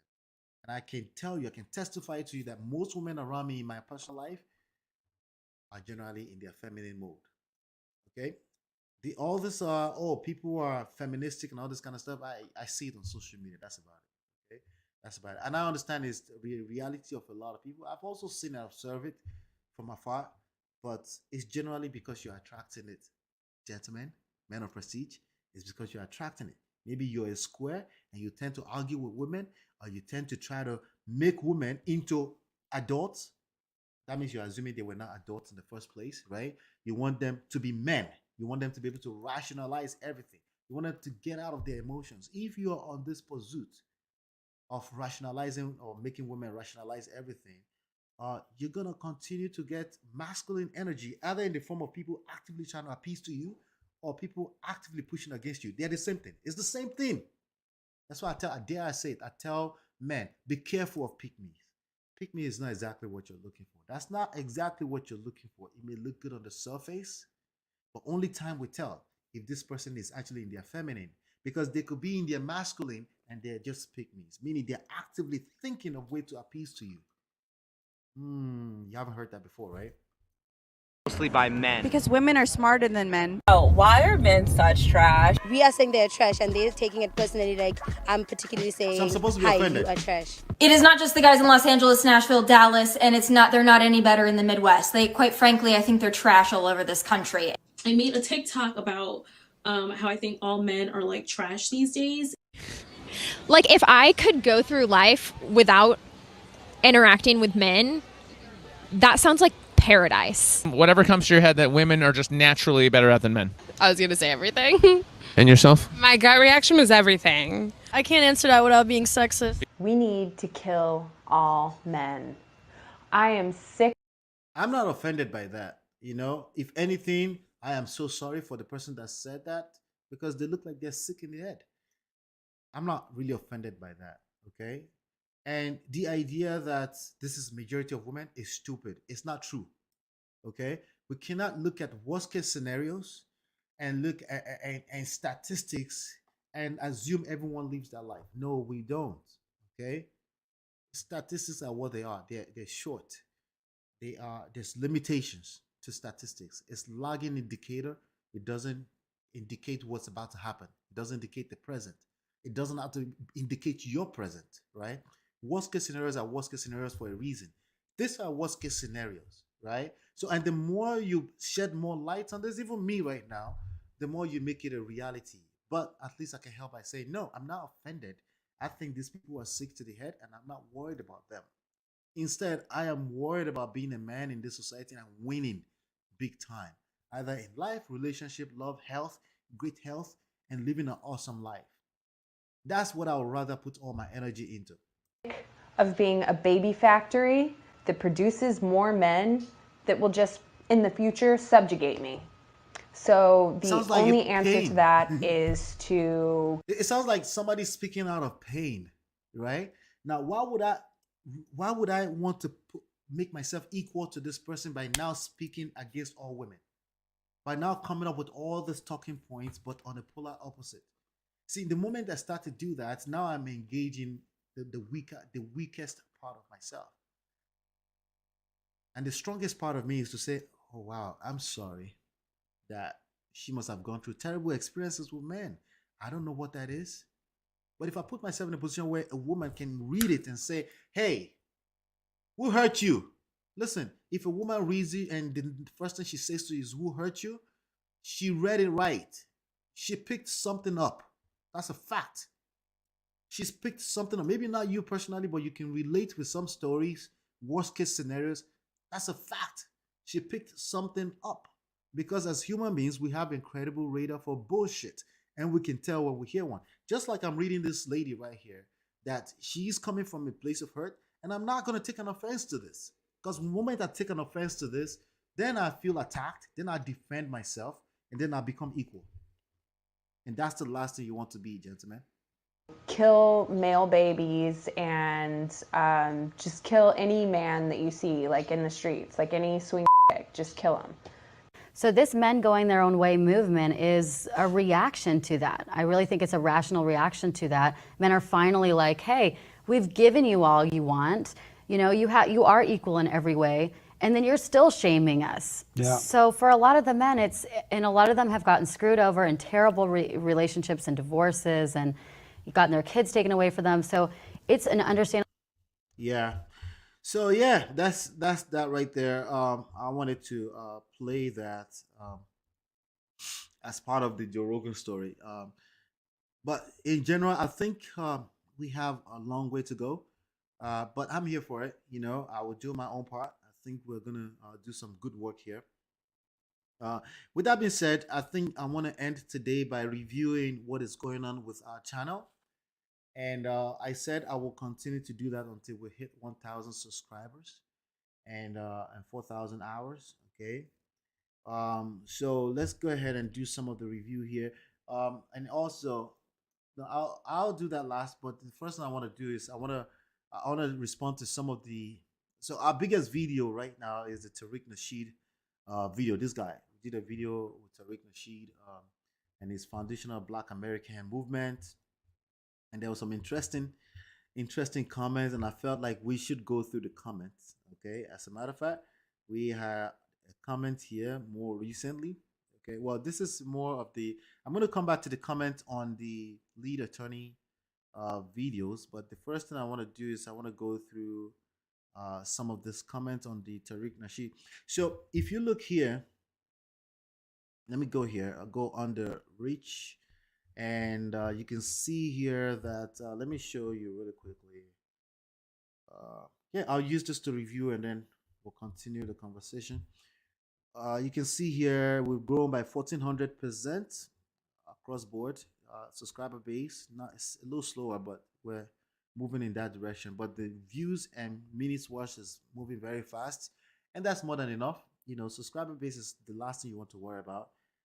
It's more of a byproduct of continue to show up consistently, just like a man should, right?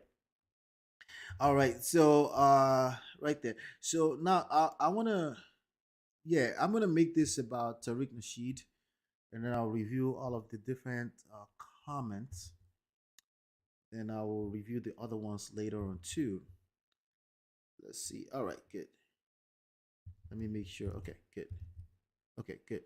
So let's go on the comments. If you go here, you can see that our most popular search is Tariq Nasheed. You know, it's bringing a lot of traffic here, so I appreciate that. And I have a video coming up where I will break down a video called the About the Foundation of Black Americans. So I'm doing some research on that, so I can actually add some value to that conversation.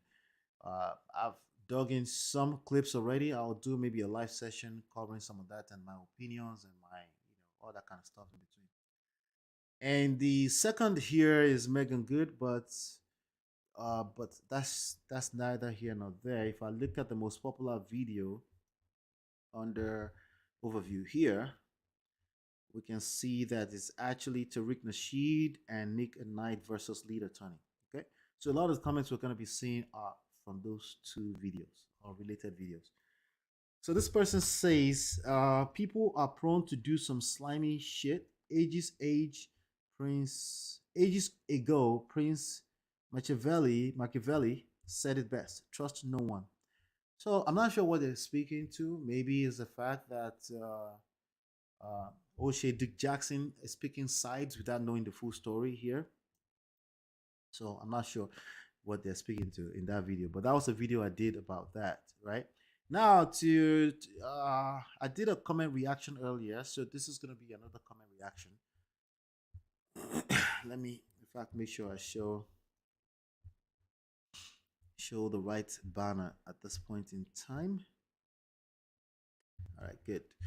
All right, good. So, jealous of what? Stay over there. We don't think about y'all at all. So, again, there's a lot of xenophobia rhetorics here. Uh, African people in general, Caribbean people, and immigrants will receive this as xenophobia. Okay, I don't. I understand the conversation, generally speaking. I understand that if you're pushing your own movement, fighting for your own reparations, and people come into that conversation with disrespect, I understand that they deserve this kind of rhetoric. But neither here nor there. But again, I understand it. But just keep in mind, but people that will see this, they're not necessarily going to dig in through, and this can pollute the movement. This can pollute the message of the movement, right? And I think it's happening with the ADOS already. A lot of people feel like the ADOS, African descent of slaves, that movement created by, I think they said, Tony and Yvette. I think a lot of people are saying that that movement was more so, they're reading it more so as about the LGBTQ community is polluted by labeling it minority. I think Tariq Nasheed actually said that, you know. So that's the difference between the ADOS movement and the FBA, Foundational Black American Movement. But again, if you really care about this movement, you want to stay away from statements like this. But I understand a lot of people are just trolling. I get it. But I'm just saying. All right. I don't know what this person wants, how to get started on YouTube. I'm not sure if they want that or anything like that. But if you want to get started on YouTube, the real answer to that is to find your favorite topics to talk about and turn on the camera and shoot on. You know, eventually YouTube, just like this one, will tell you what people want to hear the most. So from my data right now, it's telling me that people are engaged with the Tariq Nasheed stories and maybe the lead attorney, and we will continue to create topics around that while leveraging trendy topics. Okay. So for example, today we covered the story about Columbus Short. Okay. So that's YouTube really quickly, and there's a lot of technicalities to it, like reading the data, looking at the analytics and stuff like that. But it's about reading engagement. So you notice earlier I said I'm more concerned about minutes watched and the views rather than subscribers, right? Because that creates subscribers, right? So it's about engagement ultimately. Okay, and then following the audience, whatever the audience want to hear, whatever they want to consume, you continue to follow it, right? Um, I in the beginning I created the first 100 videos around game, around how men should move when it comes to relationship. After looking at things, it looks like people are, you know, they're not exactly excited about that. And the data told me that, and I move accordingly while I'm using that to still push the message that I want to push to young men in general. Why is she so negative? She's screaming. Okay, so I guess this is a TLA lead attorney supporter here. I get that. Negative screaming, that's you receiving it that way. That's what a woman who is engaged with a masculine side, that's what it looks like. If she feels the need to protect herself, she will push out a bunch of sign language. Somebody corrected me on that. Another square man corrected me on that. Right? She will push out sign language, meaning she will actively try to shame, insult you because she felt attacked, and she will defend herself. So that's where that's coming from.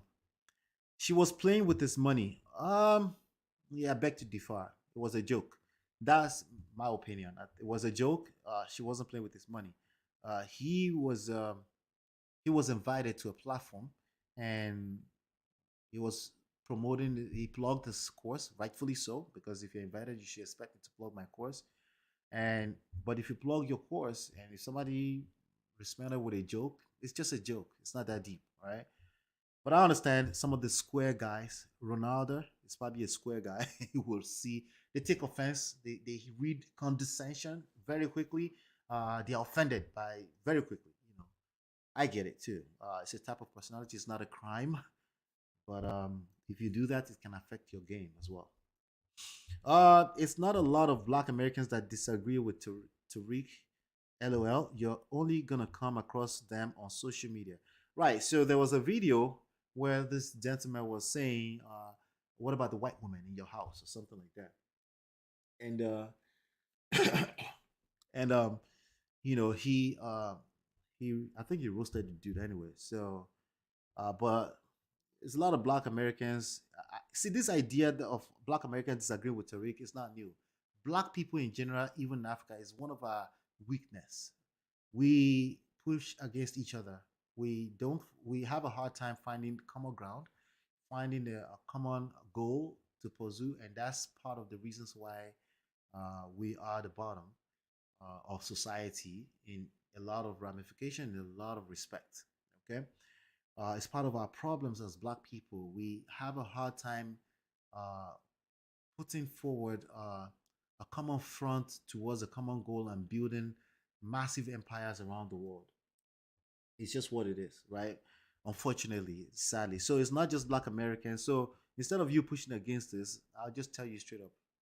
Um, Black people in general, Africans will do it to each other. Um, Black people in America do it to each other, and then Black Americans, African Americans do it to Africans, and that's where this conversation is coming from in the first place, right? If you don't want these jokes, no, I don't mind the jokes. I was laughing. Okay, the jokes were funny as shit. If you don't want these jokes, leave Black Americans alone. I don't mind the jokes. Okay, if anything, I would say maybe Black Americans can take a little bit more jokes since they know how to dish jokes, right? Um, Listen, the joke, the African cheetah eater, that shit is funny to me, and I'm African, so uh, we could take jokes. I would say look in the mirror and say that to yourself. Okay, y'all know we got jokes for days. Well, here's the funny things. If you know anything about Nigerians, we got jokes for years. Okay, especially if you enter our space. If we enter your space, it may seems like you're winning, but if you enter our space, yeah, you can get dragged. Okay, so some of the biggest comedians in the world right now are, and even the Nollywood movement is because of the comedic abilities of Nigerians. Just keep that at the back of your mind. But it's all good. Maybe we can all take it together and say Black people got jokes in general. African people, we got jokes. It's nothing wrong with that, right? Uh, let's see. Yep. Just Jay says, "Thank you. Please love to say it's only a Black American thing." Yeah, we Black. It's across board. Okay, it's across board. We're cousins. We're brothers, sisters, all of the above. If Africans, if America is a failed country, why are so many people here? So an African person would push back at Americans and say African America is a failed that well, that's disingenuous. America, United States of America is the greatest nation in the world as we stand, and it's going to be that way for a few more years at least, right? So and that's why people come over here. So yes, that's disingenuous. If somebody said that, so I think that's where Archie is coming from. What is up with the fight at the beginning? Right. So this fight at the beginning, let me say, oh no, I didn't mean to do that. Let me go back. I clicked the wrong link. Let me go back. All right, let's see if I can scroll back. I think it will be, let me see here. All right, yeah, I can open in another window. There you go. Yeah, that's this fight right here.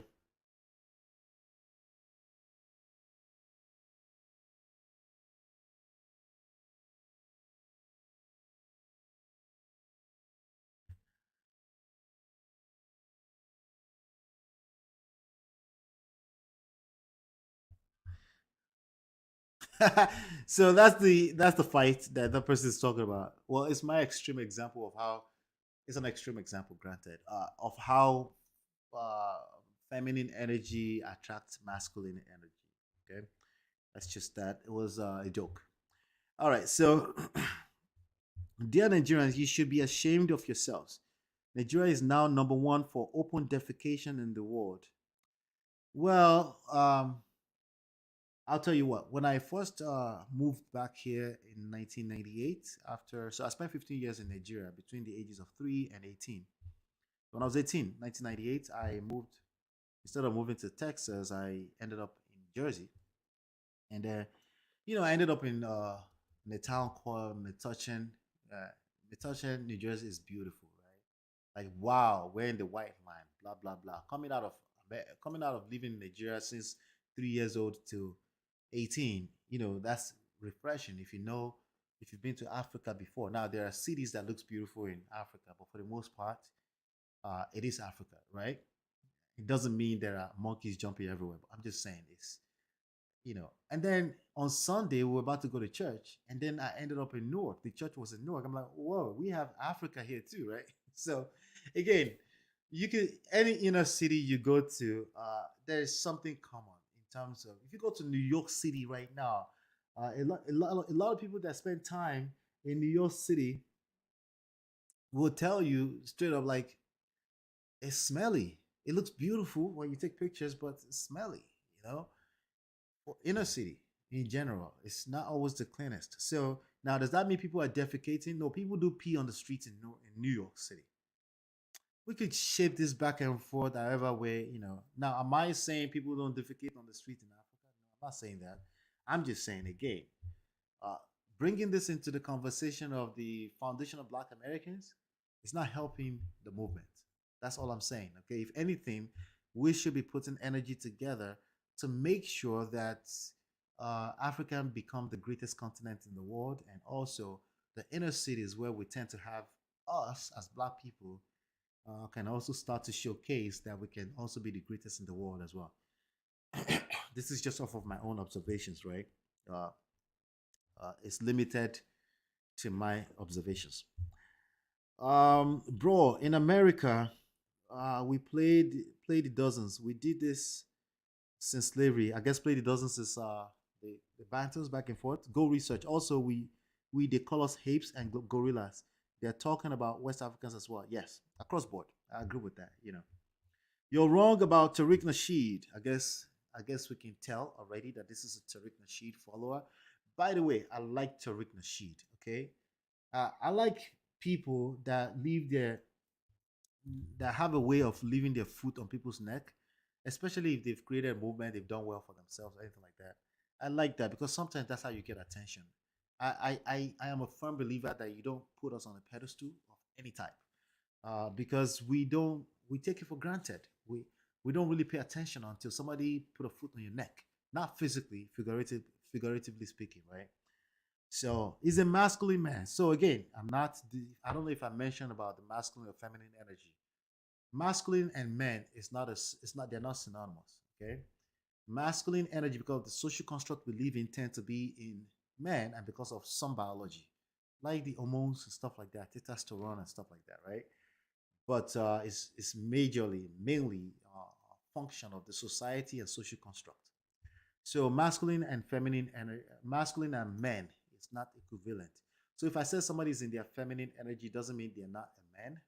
We've all been in our feminine energy in moments when we're in our weakest moments with respect to the societal construct, to the society we live in, and especially with respect also to interaction with a woman.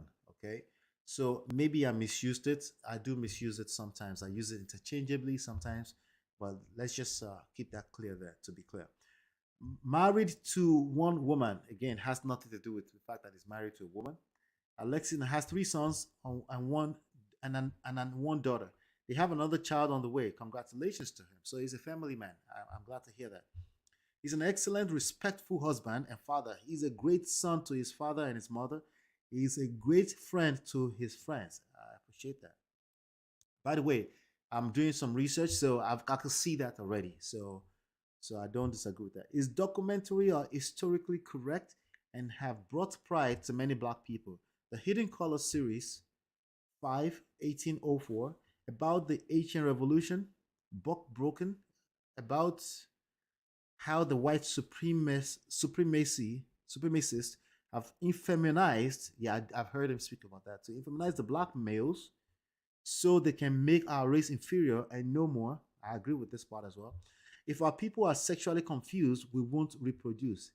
That is a fact. That's my personal belief. Okay. Um, Strong black families that are on code for black empowerment. Tariq is an excellent historian. I could see that already, right? But people can be excellent historians and still lack social skills and still lack game. Okay. Now, he used to teach game, so he may be really good in terms of game with respect to women, Mac Daddy ish when it comes to society at large. Uh, Maybe he could use some work in self control because he overreacted and started muting people on the Twitter space. Maybe he did it rightfully so because, again, can be disrespectful. If you come in my space and you're spewing rhetoric and you don't understand the movement, I may end up muting your ass too. That's why I enjoy YouTube because it's a little bit of a monologue. And I get to just talk my own opinions without people interrupting me. And eventually, I don't mind leaving room for people to come and give their own opinion, and I'll back off and let them say their opinion as well when that time comes, right? So it's about balance, okay, and it's about self-control. If you go on Twitter Space and you create room where people have dialogue, let them have dialogue, and then go back on YouTube and educate. You have to leave room to educate, okay? And I think somebody was also speaking to that. I forgot what that person was. Anyway, I have other videos where I will cover where somebody was actually trying to correct him on, not trying to teach him how to talk, but maybe he can adjust on how he responds to people, right? I'm trying to remember that person. I don't remember right now. Anyway, Tariq is an excellent historian, brilliant man, and now millionaire. Okay, pocket watchers. He made his money through his relationship books, documentaries, music, radio show, and other projects, and YouTube. He has a huge follower on YouTube, so let's not forget that. So he's a respectful man. He's a guy that has done very well for himself. There's no questions about that. All right.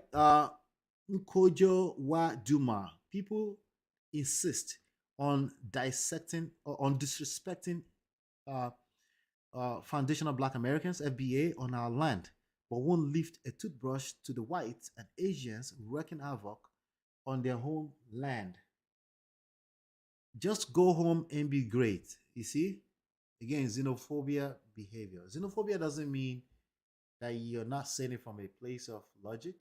It also means you're discounting the fact that the world, the rest of the largest part of the world, which is not just the United States, is destabilized because of white supremacists. And there's a lot of factors that goes into why people move and immigrate and migrate. There's a lot.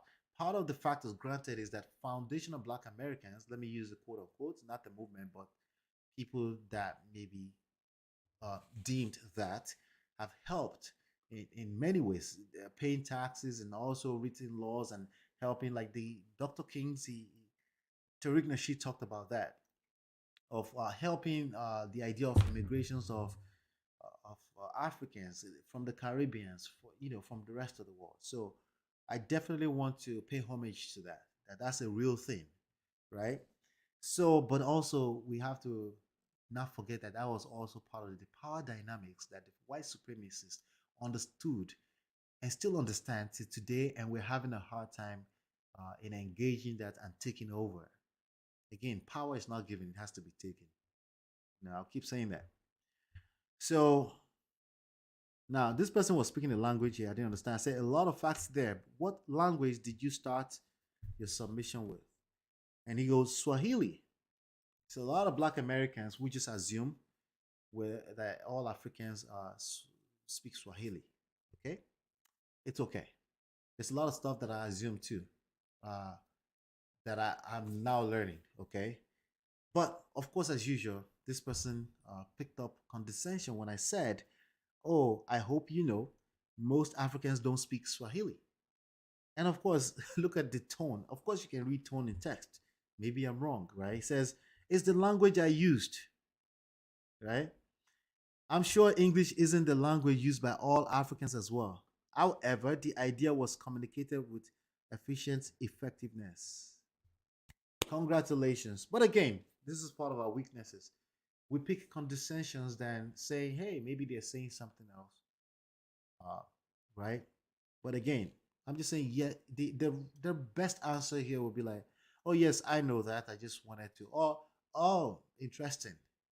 Oh, shut the fuck up and keep it moving. Right? Either that, right?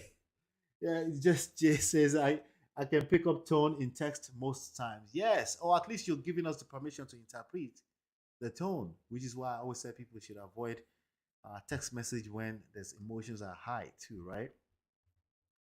And then this person says, "You hate FBA, don't you?" I said that, and if you listen to the whole video, I said that in so many ways that no, there's no way I could possibly hate for foundational Black Americans. I don't have that bone in me, okay? And I, a part of me want to speak for Africans that they usually don't have that bone in them. Now there are spaces sometimes they're nosy and they will enter conversations that really they don't belong in, and they will drag your ass just for the sake of trolling, and then it's gonna come off that way, okay? But I'm not speaking for everyone at all. I really can't afford to do that. So no, I don't, not at all. Stay tuned. I will do a full breakdown gathering the facts. Any info you submit directly or indirectly will be used. All right, so let's see here. Jeremiah Lydell says Africa is messed up because y'all sold human capital. Okay, y'all gave away your brothers and sisters for mirrors. We built this country from the mud, cleared the fields, built the cities, we built the railroads in the East Coast and Midwest. Okay, so Jeremiah is responding, okay, in the Midwest, we were in bondage in the North until the early 1800s. We created most of the inventions. Currently, we are in the richest Black folks, or we are the richest Black folks in the world. Also, we want Africans and the diaspora to get on code so that we can beat the system. Well, if you have to ask, that means you're missing. Just like in romantic relationship, if you have to ask, you're missing it, right? So how you engage pushbacks is your responsibility. If people push back against you, how you engage that is your responsibility. Like if we had a movement as Africans right now, right? And foundational Black Americans start to push against it, how I respond to that is my responsibility. Let's say, for example, I interpret the foundational Black American ask, how does the original question was, how does immigration benefit foundational Black Americans, FBAs? That was the original question. That's an authentic question. That's a fantastic question, right? And it needs to be answered by people who can engage intellectual conversation. Okay, I think it was Charlemagne that was saying that Tariq needs to learn how to engage people without coming down to that trolling level. I can appreciate the jokes, but again, if you do too much of it, it can affect the movement, right? Especially if you claim to be the leader of the movement, right? So here we go. Currently, are the richest. If you're trying to beat white supremacists, it's about engaging and taking power. They're not going to give you power. Can we all forget about the idea that they can give you power just because, right? That's never going to happen, okay? If you're going to get power, you're going to take it. And part of doing that is understanding layers from grassroots all the way to the top. And learning how to engage your own people, even when they're pushing against you, when they ask condescending questions, is going to be part of the skill set. Okay? So we want to beat the white supremacy, racism. Reparations are for the FBA. So I would never disagree with that, right? I'm yet to hear people make proper case for reparations to go to Africans as well. I'm yet to hear proper conversations around that. I haven't really heard anything. I heard this lady right here, and I think Tariq Nasheed shared this video. Let me share this video with you really quickly. Let's see, this lady right here. I was gonna play it later, but I'll play it right now. Is that Caribbean people who live in the United States, black people, would not be entitled to any reparation paid by the US government. But we are saying that's not right. We are saying that's divisive of the black population in the United States. We are saying that Caribbean immigrants have been harmed by that system through racial profiling, discrimination. See, the black population in the US is pretty diverse. Most black people are foundational black Americans, meaning they're American descendants of enslaved people. Others are immigrants or the children of immigrants who came to the United States from mostly African and Caribbean countries. Those individuals may have ancestors who were enslaved, but wouldn't be considered eligible recipients for reparations in the United States. Descendants of the enslaved have a claim that's linked directly to the failure to provide their ancestors with the promised 40-acre land grants. And that's uniquely a debt that is owed to the individuals who were enslaved and it was not met, and to their descendants. So yeah, there you have it. I agree with that video. I also don't think, at least they haven't made the case for me. We have Lord Jamar, who used to be on Vlad TV, had an interview with Tariq Nasheed, and he was saying that his great grandfather came here in the mid 1800s, and he didn't realize until he did the ancestry DNA test, that he's from that his grandfather was from the Caribbean, from Grenada. There are people like that too that were also part of building this country that would claim that they also deserve reparation, right? But again, I'm yet to hear a full-blown case, making case for that, So there you have it, So I think that was interesting submission. That was word saladed up with insults, shame, and all that kind of stuff. Again, people were trolled. It is what it is. Thank you for the submission. Nonetheless, there was some information in there. Ask your viewers to read United Independent Compensatory Code. All right, so this is a good one. I'm actually going to I want to actually try to pull that up, right? Okay, right there, boom. So I have it open, all right? Just FYI. So now this person says, bro, stop the BS. The derogatory names and contempt y'all have for us has been here for generations, and we only had love. Now y'all expose, we're done. B1. So was this part of the cheetah P? The cheetah P words, I guess. Oh well, yeah, I think it's part of the cheetah P, cheetah eater conversation. Let's see. The message is simple. FBA is looking out for its tribe. See, I agree with this. Okay, I agree with this. Right. That's why, generally speaking, I wouldn't have come into the conversation. I was just covering the news, and then we're going down the rabbit hole, and I'm learning in the process. So that's good. The same way every group on earth does, absolutely. FBA is reconsidering any support for immigration from all groups. Okay, they are considering it. I don't think they have the power to consider it. I don't think they have the power to pull the plug. I don't think they ever had the power. I believe that when the white supremacists came to them for the support, I think it was more so a way to appease them and to, again, use power against them, right? And then make it look good on the surface. That's part of power. You have to make it look a certain way. You have to give it certain type of optics, right? And that's part of engaging people like Dr. King and welcoming the Kenyans and stuff like that, including, like he said, he claimed that Barack Obama's father was also part of the people that came through those programs that brought students from Kenya, from parts of Africa. And yes, they needed, this white supremacists engaged the support of the Foundation of Black Americans. But was it really needed? Was it also part of a bigger agenda? Those are the questions that we all still continue to ask, right? In order to be able to engage our power as Black people in this world, precisely in this world. Okay. All right. So the when, where, what, and how we decide to do it is up to us in terms of this separate. Yeah, that's the question I'm asking right now. Is it really up to you?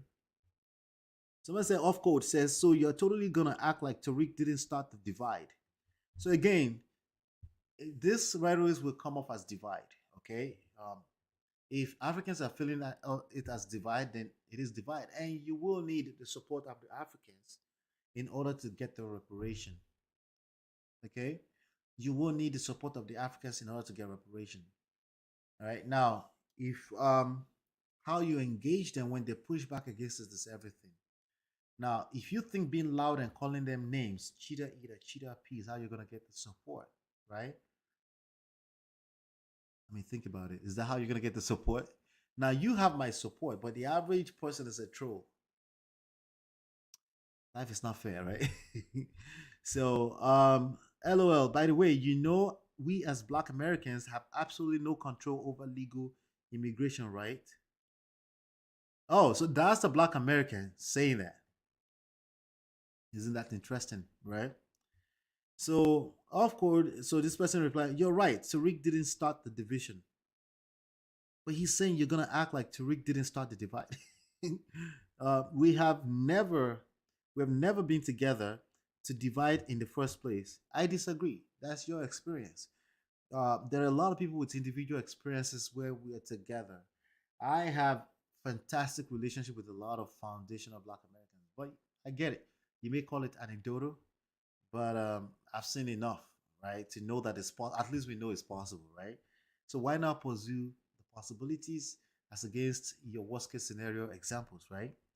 Not together when being sold by our brothers. Well, slave trade happened all around the world. It's not an excuse.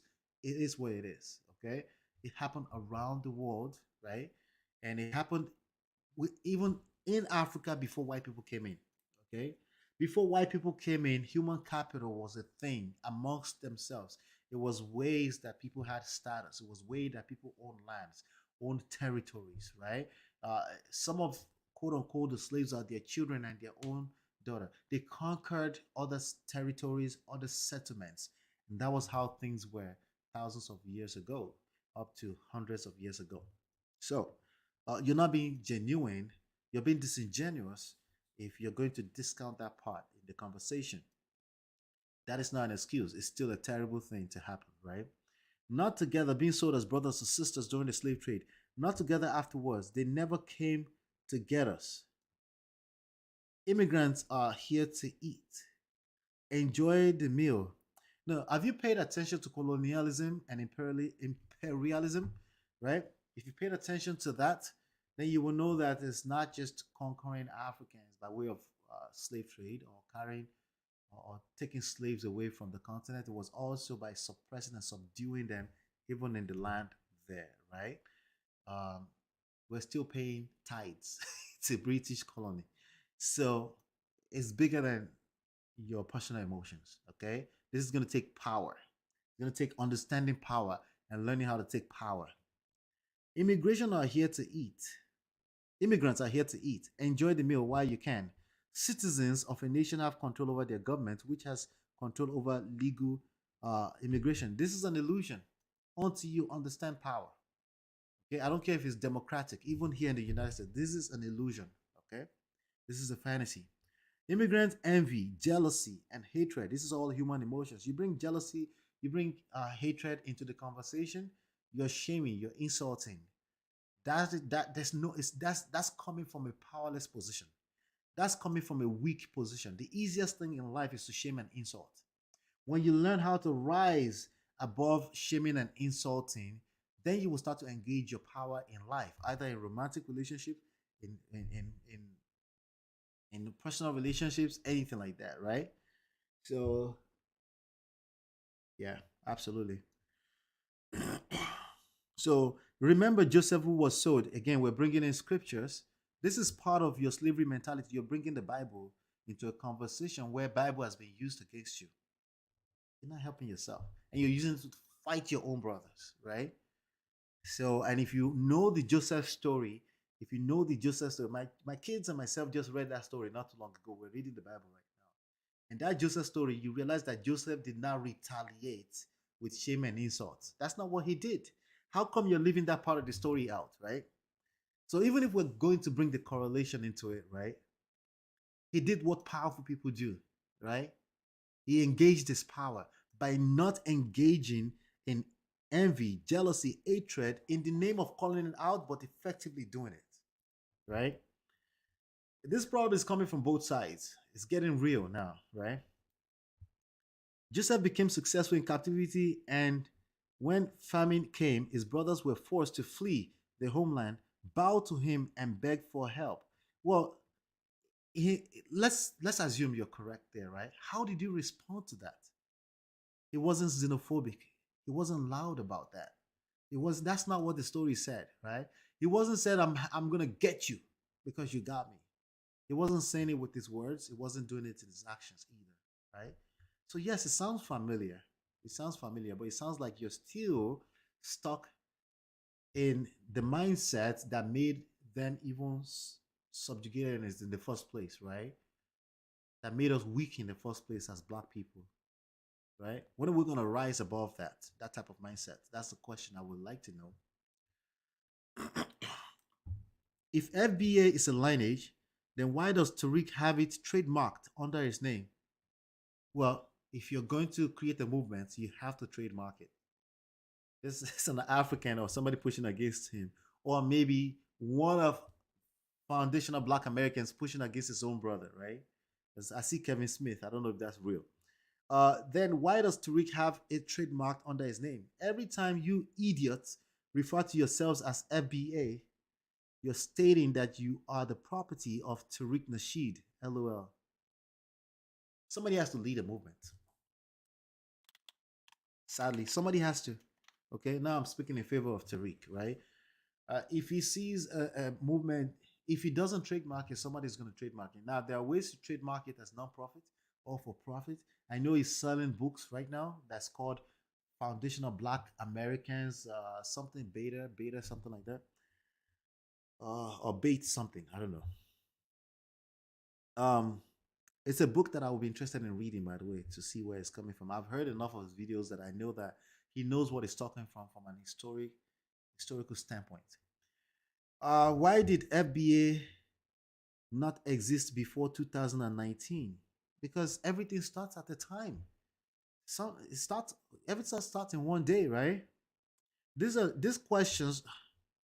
I guess no questions are stupid questions, but like damn, they should have obvious answer to them, right? Back then, Tariq was capping for the ADOS group until they kicked him out. Oh, the ADOS kicked him out. I want to know if this is true. Please, if this is any true, if you have any sources around this, I would like to know. And he had to start his own FBA scam group. Now, can people scam with this kind of non-profit groups? Yes, absolutely. It's part of the problems of society. It's part of the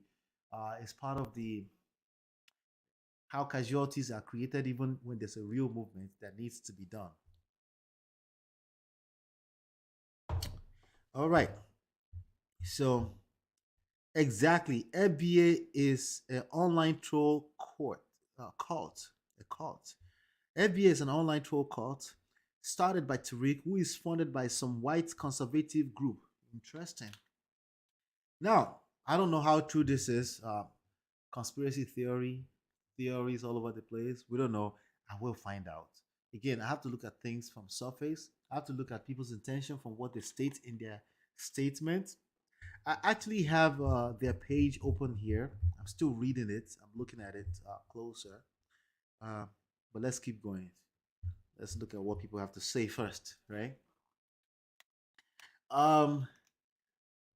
Started by Tariq, who is funded by Tariq knows that his cult group is stupid and will never go look this information up for themselves.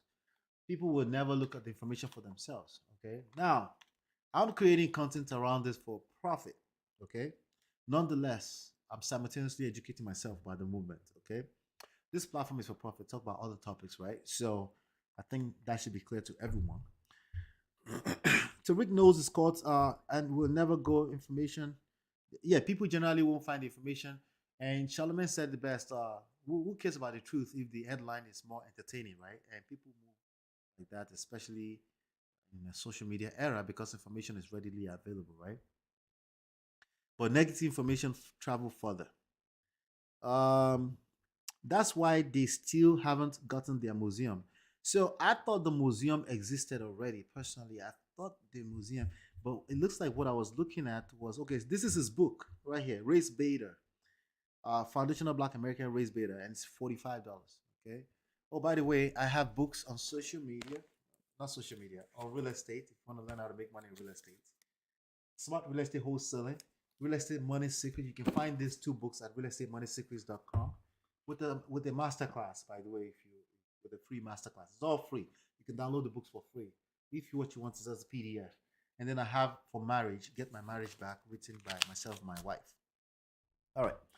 So there's nothing wrong with selling books, but again, people will start to read him as a scam. Some people are very sensitive to that, especially if you are writing on people's pain or all ancestral level of pain, right? So, but I'm looking at some of this material. I was already reading it. I'm like, okay, some research have been done here. Some people can get value from knowing their history from here. He created a bandana around this, flags. He created a movement. A movement is a movement. And yeah, will some people profit from movements? Yes. Even some of the greatest movements in history, you'll be naive to think that somebody didn't profit from it. So I'm not sure if I want to use that as a negative against the movement, that the fact that he's profiting off of it. I'm not too sure about that, right? So I saw the picture of a building, a foundational black. Let me see if I can find it. Foundational Black American Museum. So in his last video, which I listened to closely, he did say the museum is coming, the Hidden History Museum. There you go, right there. Let me see if I can find pictures. Okay, so I didn't look close enough. So it's supposed to be the, but this looks like it's a mock-up. It looks like it's a mock-up, right? So, and this is what they're planning to do. So I guess it's not ready. I'm not even sure if it started yet. Anyway, let's keep going. So let's see. So that's why they still haven't gotten their museum. And looks like this is an African American laughing here. But again, the division is not necessarily by this person that started the movement. I don't agree that the person that started a movement is divided. I think people, as our nature in general, we do it in religion, we do it in politics. Y'all keep repeating the same shit about Joseph and his brothers. I knew it. See, I thought I was the only one that read that as repetition, but that would be the second time I'm seeing it. But I guess they've been repeating it, just like they do in the manosphere. They repeat the same talking points. The lack of creativity is enough to tell me how weak these people are for the most part, right? Majority of the people, right? Y'all keep repeating the same shit about Joseph and his brothers. That's all y'all know how to do, is just repeat what Tariq highlights in his streams or Twitter spaces. Can you point out the exact tribe of Africans who sold us into slavery? Okay, so this person's African American from the tone of things, or they could be trolling. Yes, it could be an African doing yaw just to troll. Okay, no, don't pass anything by. Like, social media is mad. People are mad on social media. They will do anything to push a rhetoric. Okay, but it sounds like it's African, and I've seen African Americans push against their own people, and vice versa, or Africans push against Africans. Okay, you're completely ignoring the fact that tribes who went to war with each other did this. Sell off survivors of this. Yeah, actually, my own family. Obviously, I'm not African descent of slaves, right? I'm not foundational Black American, but in my own family, I come from a village. My family come from a village called Usho in Ondo State of Nigeria, and that village was literally created off of lost slaves, people who ran away from their own village, running away from warriors who took their own family. There were people who traveled. Like, my wife is from a place called Abeokuta, and it's 2 states over, right? And basically, there are people that are known that have been lost in that part of the nation that they will never find again because they ran away. And because again, think about it, a few hundred years back into the past in Africa, there's no cars, there's no navigation, nothing like that. Everything was manual. So when people get lost or war comes into a village and takes it over, people get sold off before white people came into that land at all. This was just the culture. Okay, Africans who sold us to slavery. You're completely ignoring the fact that tribes who went to war with each other did this, sell off survivors of this losing tribe to the enemy. And the whites did a lot of kidnapping back then. There was kidnapping, yes, as well. Tariq got your sounding just like white people. So that's real, you know. Wait. I thought we're Aboriginal Indians and slavery trade was a lie. Which one is it, Tariq? All right, we're confused. And there's the history that we have as well is terrible. Even in Nigeria, right? People don't have real history. The history that we have, for the most part, is what the white people documented. So fighting each other is not going to do you any good in general. Either you're reacting or you're acting. A lot of this is reaction. I get it because you feel like uh, Africans or Caribbeans are entitled as shit, which I agree. A lot of time they are entitled as shit, right? But you just reacting to these things is not going to help us, right? Slave trade never ended. It was just transformed.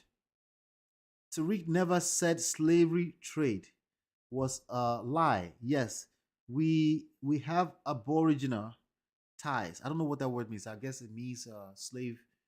It means American Indians. I guess Native Americans, right? I think that's what it is, right? Because he did say that's part of foundational. It's made of three things. Foundational Black Americans are made up of Native Americans, Black people that were here, Black people that were exploring, and as well as people that were descendants of slave trades or slaves in the slave trade, or anybody that was part of the slavery system. Okay, in those three categories. So I heard that part really clearly, and the only thing that was excluded from it is if you're a descendant of immigrants on both sides of the parents. If you're a descendant of slave, anyone that was part of the slave trade system on either side, then you qualify. That's what they said. But also amalgamation of many nations. Yes, the amalgamations, right? How did Nigeria came about? Who named? Did you know that Nigeria was named by by the concubine of a white man, Flora Shaw? Did you know that all of those countries were named by white people? Oh, you didn't know that, right? We're also an amalgamation of many nations. Joseph's coat of many colors is not hyperbole. It's allegorical. I'm learning the English language for the first time. History. Many just fail to see themselves in it. I can see your intellectual orientation is off. Is off. You're not supposed to swallow all the lies, but challenge everything you're given. That's a fact, which is what I'm doing right now. Right? Remember, man knows not by being told. Yes, you don't know by being told. You have to do your own research, gentlemen. Black people especially. Come on, do I have to tell you that? You can't just sit in 5-6 hours on a guru and then regurgitate everything you learn from them. You can't do that. You're gonna hurt yourself in the process. Do your own goddamn research. Okay? Unless you're researching, listening to them. Okay? Which I did yesterday. I found myself listening to Tariq Nasheed for an hour. But I needed to do that so I don't come up disingenuous with all these topics, right? And yeah, but in 1 hour I can hear what somebody's rhetoric is, and I can read his website and see. So that's probably the last time I'll be doing that. I would now continue to listen to clips here and there. I can basically predict his moves into the future. Okay, I've listened to a few videos, his interviews, his 2-3 interviews on the Breakfast Club and stuff like that, just to make sure that I'm also coming from an educational standpoint. But I can appreciate off code here. Is it off code? Yeah, off code. I can appreciate him. Slave trade never ended. It was just transfer. Okay, and noble, right? Noble. Okay, yeah. I can appreciate this conversation here. I'm not supposed to swallow all the lies. Okay, so he goes, trademark just like being Negro, black and colored are titles that belong to slave owners. Yeah, I said that earlier. Anybody can trademark, right? Maybe just to make sure that the movement is tight, right? Should we keep those titles too? At some point, the mass of black, AA, African American, foundational black Americans, African descendants of slaves, etc., et al., tribe members will proclaim their final nationalities and be recognized by the rest of the human family. Like all tribes, we have work to do. It's a part of growing as a nation. I agree.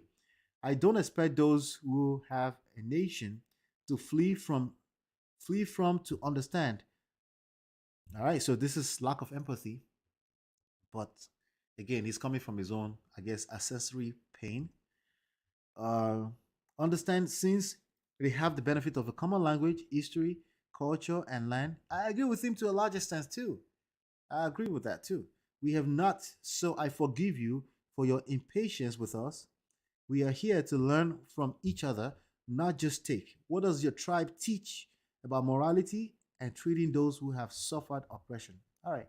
So he's coming back around. He's, the conversation is going. So that's why I encourage conversations because sometimes we push against each other, we fight each other, but that's why I appreciate the manosphere too, right? We need it. We need all of the above. You don't have aboriginal ties as a whole. Just because a few hundred are mixed with a few Indian tribes, other than that, Tariq and Dane Calloway have no concrete proof that they were aboriginal, I guess Native Americans, right? Tariq said that y'all were already here, and there is no actual proof to show that. My orientation is not off. You have not challenged a single thing that has ever come out of Tariq's mouth, including cheetah pea. Right? That's why I see his calm stained logic dripping from your mouth. Yee. See, the shame and insult is on both sides of any argument, and that's sad. Dripping from your mouth, the fact that you actually are telling me to challenge everything we're given is laughable when you won't even challenge any of the crap that comes from Tariq. How has black immigration affected your life? Has black immigration stopped you from getting certain opportunities? Well, this is lack of empathy for the slave trade as well. So when you're speaking to people that are of the slave trade descendants of any form, you really can't say this. Okay, that's I'm talking to us Africans and anybody who push against or anybody who wants to hold people accountable. Anybody, you got to speak from a place of empathy. How everybody interprets the trauma is different from people to people. Have you questioned Tariq's current logic? As black immigration hurt you, did you challenge the fact? Personally, I don't think it has hurt anybody directly. Uh, Not even indirectly. Okay, I'm yet to hear the proper case for that as well. Did you challenge? Excuse me. Did you challenge the fact that you can't trademark a lineage? Yeah, it's tricky. It's a little tricky, right? Did you challenge the logic that was given to you by your leader? I want to know more about this trademarking lineage and benefiting off of a movement of people and their pain, ancestral pain. I want to know. Thanks for proving my point exactly. Tribes went to war and sold the losing brothers into bondage, just like Joseph was. So he missed it. He missed the point. I'm sorry. He missed the point. Remember the jealous. Again, that's why I tend not to engage people unless it's for profit, like what I'm doing right now. I tend not to engage people um, that already disagree with me because generally speaking, they already made up their mind. That's why I avoid going on people's stages as well. You know, if I can hear the rhetoric or if I hear echo chamber in any level, I just generally avoid it because they've made up their mind, and you have people usually debating, which means everyone has the right to speak, even if they're speaking the wrong things. So I tend to shy away from that. You could call me a punk if you want. Just like Joseph was my brother. Remember the jealous and envy brothers wanted to kill him.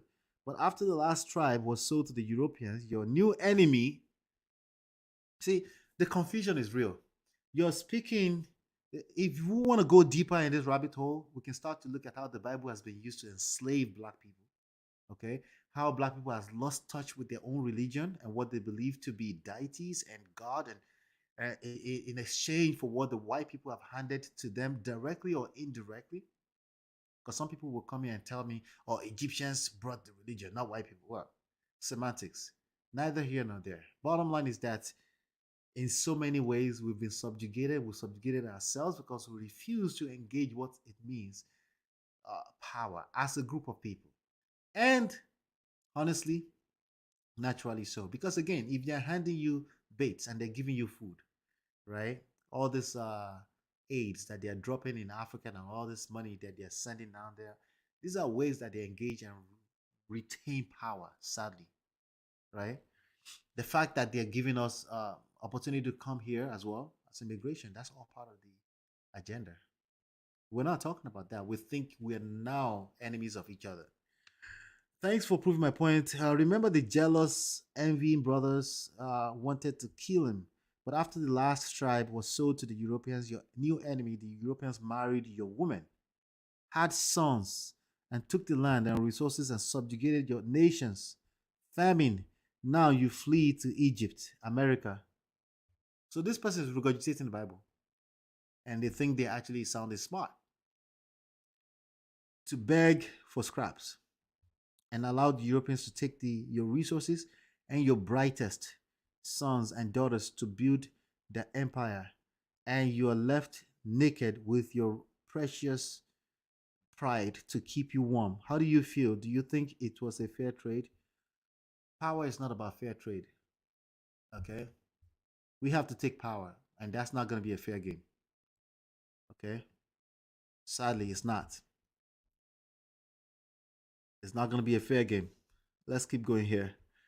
Thank you, Noble, Elroy, and Offcode for giving us this gem here.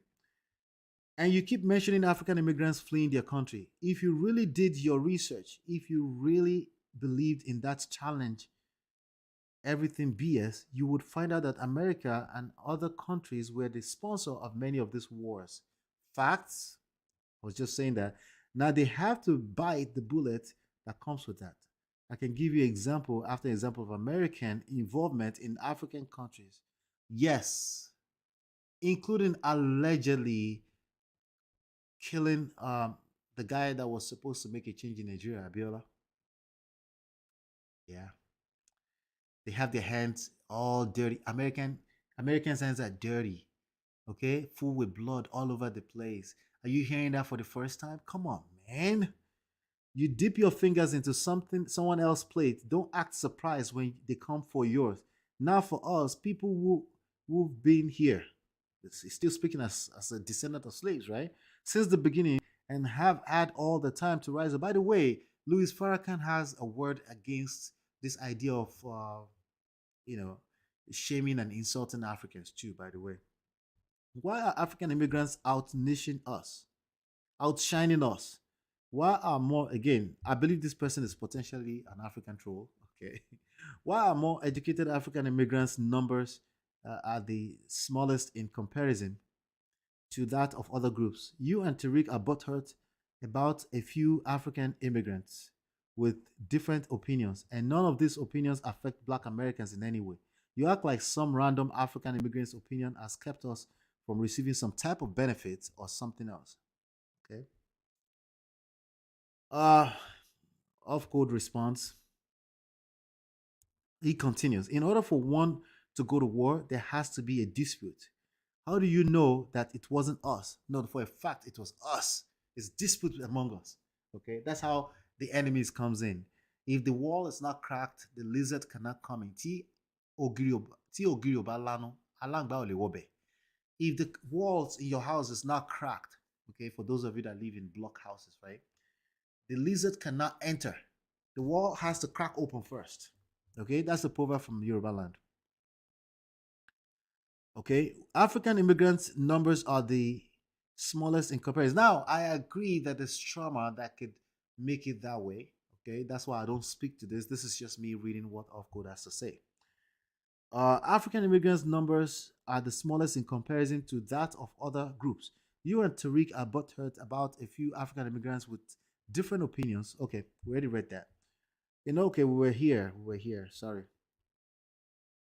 That both tribes led to war. Okay, let me go. Dispute. How do you know that it wasn't us that started the dispute which led to the war? That both tribes went to war over. How do you know that we didn't attack them first? In the story of Joseph, his brothers were jealous of him because he had a coat of many colors.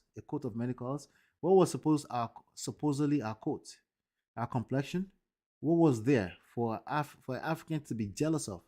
What did we have that they didn't? And Africa is a continent with many vast shades of brown people that still to this day are there and have been there way before slavery. So if you can't say they took us for our complexion, what started the tribal wars or who attacked first? You don't know. Okay, he replies, I doubt any proof would be enough. You cannot add to a cup that's already full. But here are a few. They came before Columbus. Lucifer, Brazil, oldest bones found in the Americas. The Bowman Park, I'm not gonna pronounce all this stuff. Mississippian culture, oldest settlements in North America. What's funny is you believe everything your colonizers taught you about a story. That could be said too, you know? That could be said. But I think one thing that's common to all of us is that we don't know. We did a bad job of keeping our own history as black people. We did a terrible job. Okay? And the best thing we can do right now is to stop creating more divisions from individual to individual. Stop encouraging more divisions and say, okay, we don't know what we don't know. And that's okay. Now let's engage what we know, which is we know that our reactions, our actions, we know that we need to have a common front, a common goal in having these conversations. Off code says the proof would be enough. Where's the pictures? Where's the structures? How were Native Americans able to outlast this black Aboriginal India tribes? They have pictures of real American Indians that are from the 1800s. They have pictures of former samurai soldiers from the 1800s. No pictures exist of any black American Aboriginal tribe. None. You're talking about bones found in South America. I'm talking about evidence in North America to completely different places. There are even Amazon tribes that live in the rainforest that have been there for thousands and thousands of years, and not all of them look like a black American. We're not aboriginal to America. Since you like to bring up Bible stories, didn't I say that earlier? You should look up the one that tells you about us coming over here in iron shackles to the new Egypt. Oh wait, I don't know if that Bible story been approved by your court leader yet to fit his narrative. All right. This is interesting. I was supposed to finish about an hour ago, but this is interesting. So let's finish properly. Now you're proving Tariq right. This is Noble responding. He said you flee. Now I would like Noble and Off Code to come on and come up with me and have this conversation with me. You can see my if you private message me on Instagram, we can make it happen. You know, I can learn a lot from you guys. I promise you. Maybe it's just me being overly humble. I kind of know a lot of things you guys are talking about, but I also don't like to. I don't like to speak to things that I don't know. Sometimes I shy away and just focus on things that I know, that I've studied, that I've spent most of my adult life doing real estate and relationships. All right. I try to stay in my lane, right? But I also don't mind the conversations. Let's keep going. Oh, Noble says, now you're proving Tariq right. He said you flee your homeland and won't get on code. Okay, so it looks like Noble is not believing that Off Code is actually an African American, just like me, right? But let's prove that. Let's come up and let's make this happen, right?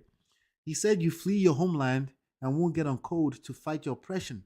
You run and get comfortable under Europeans. It makes you feel happy when he educates you, give you a job, and pats you on the back, on the head.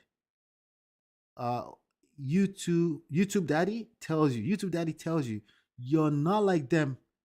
Akares. They say Akares. By the way, it's not pronounced Akares. Okay, it's called Akata. As in Remimi, there's a tone to it. Okay, it's called Akatas, and I will address the whole Akata issue at the right timing. Okay, but as much as a lot of uneducated people like to think of it as it was derogatory. Um, I don't use it as derogatory. I don't use it at all because of the new form of education that's happened over the past few years. I don't use it at all. But most people that use it as a form of as a term of endearment. When you're called an akata as as an African person, there are a lot of Africans that think that's they look at, because of the way that Africans that haven't been here tend to look up to African Americans, they think it's a term of endearment, right? They think it's a term of edification. I'm looking for the word education, a term of uh, they find it flattery when you call them Akata. Not African Americans, Africans, right? It's many Africans that think that way. Uh, they think it's complimentary, right? But when you start to dig in a little bit deeper, you start to find that a lot of people have received that as derogatory, right, over time. But it's partly because a lot of Africans are running their mouth too, uh, with respect to just that meaning, right? Um, there are school of thought that says is directly related to the Black Panther movement. That was actually a movement that came visiting Africa and stuff like that. And Black Panther is a strayed cat. So when it's not them calling Black Americans straight cats, it's them calling them the name of the movement, Black Panther. So there are also a certain group of people that call African Americans a kata for that reason. And there's also people calling them as a term of endearment, as a term of it's a complimentary thing, right? Now, when people use it as a negative thing, let's say, for example, an African person lives on the street of Newark, which I've seen happen, right? And if you know Wickway in Newark, right? The high school, Wickway High School, it's not the best high school in the fucking world. Everybody knows that, right? When your kids go there, when they're coming home, everybody, including African American, want their kids to come home first and don't hang out on the streets for obvious reasons. For obvious reasons, this wasn't an attack against African Americans. It's an attack against bad kids on the streets, attack against drugs on the street, drug selling, gang banging, and things like that, right? So they may use terms like that. Don't hang out with those Akata kids on the streets. It's basically not African Americans kids on the street, which includes African Americans, Africans, Caribbeans, basically kids that are gang banging on the streets of those inner cities. Okay, so it's kind of funny when people want to push against the word Akata, they only reading it from it being a derogatory term, right? Now, when some people will say, as Africans, when they went to high school here, they were called African booty scratcher. I, to me, that's not a fair comparison. Okay, uh, I don't think it's relevant. Okay, you being called African booty scratcher is like Tariq calling people cheetah. They smell like cheetah pee. It's like just calling each other names for fun, for trolling, for whatever reasons. Calling them cheetah eater. Okay, it's the same thing. That's African booty scratcher. You're a cheetah eater. Kids throwing batter at each other, right? So I don't even consider African booty scratcher. I don't really consider it as a derogatory anything. I just see kids. I don't see adults calling themselves that. Okay, hold on one second. Let me just make sure that we're able to.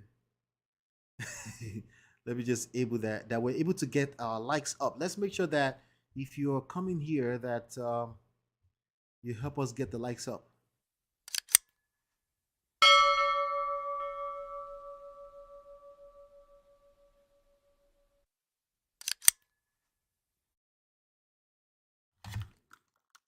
All right. So, all right, good. Thank you. All right. So there's a lot of nuances and context to it. With that being said, Africans, it's safer to stay away from the word akata. It's not akata. Okay, it's not. Okay, that's the lazy way that Americans pronounce stuff in general. It's not akata. Akata sounds like AKADA. It's AKATA. It's akata. And the closest meaning to it is Black Panther after the movement of the Black Panther movement, not as a derogatory anything, not anyone calling African Americans animals. And there's a lot of Africans that want to kiss booty juice all over the place, running around the place and running with the rhetorics, and then you're making it worse. Okay, the last thing we want to do is create more division. We don't want more division. With that being said, I am encouraging everyone to stay away from the word akata. I don't think most people that use the word use it in people's face either. It's more so they use it to reference a group of people, not in their face. Like nobody says, "Hey, you this Akata person." No, nobody says that. If anything, African Buddhist scratcher is used that way, right? But again, they're not to be compared with each other. It's not a fair comparison, right? Um, and I think it's not relevant to the conversation. With that being said, because a lot of people are being miseducated about it, I think it's better to stay away from the word because it's creating more division than anything else. All right. So hopefully that was a good explanation. I will try to cut that out and put it out there as educational for people that may find it useful as we move into the future. All right. So let's see here. So it means I don't have to go back to stay here. So this is a bunch of sarcasm, I guess. You're not like them akatas. You're a good little immigrant.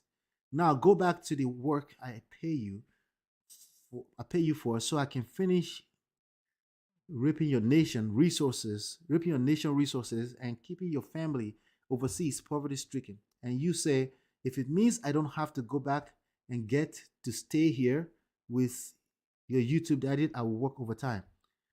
Foundational Black Americans FBA would not want to build or support anyone with that kind of mindset.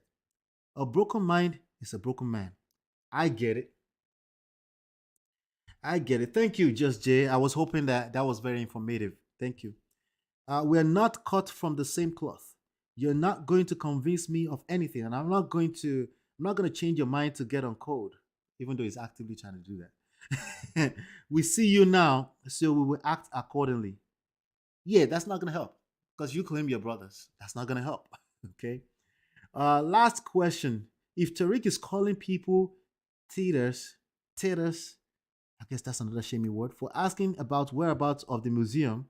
Oh, so anytime people ask Tariq for the museum and the money, he's calling them taters? Can white folks call us taters? I don't know what that means. Can somebody help me? What does taters mean? For asking about reparation. All symbolic language. Okay, I guess sign language. Quote. Okay, not sign. Symbolic. Quote is an outer garment. Many colors or shades. Amalgamated nations mix. FBA are of many shades. Joseph is the favorite son of the father. Okay, so when you use this rhetoric of Joseph, there's many ways that the Bible, if you push that story, that can be actually problematic, right? Pushing that, if let's say you have your own kids and you're pushing the story down their throats, now your kid is kind of forced to ask you, so dad, who's the favorite son, right? You're creating more division. You're creating more division effectively. You realize that? Even though you claim that's not what you want, right? So I know Tariq is very fond of saying, we're not creating the division. Really? All right. All right. I'm still yet to be convinced on that.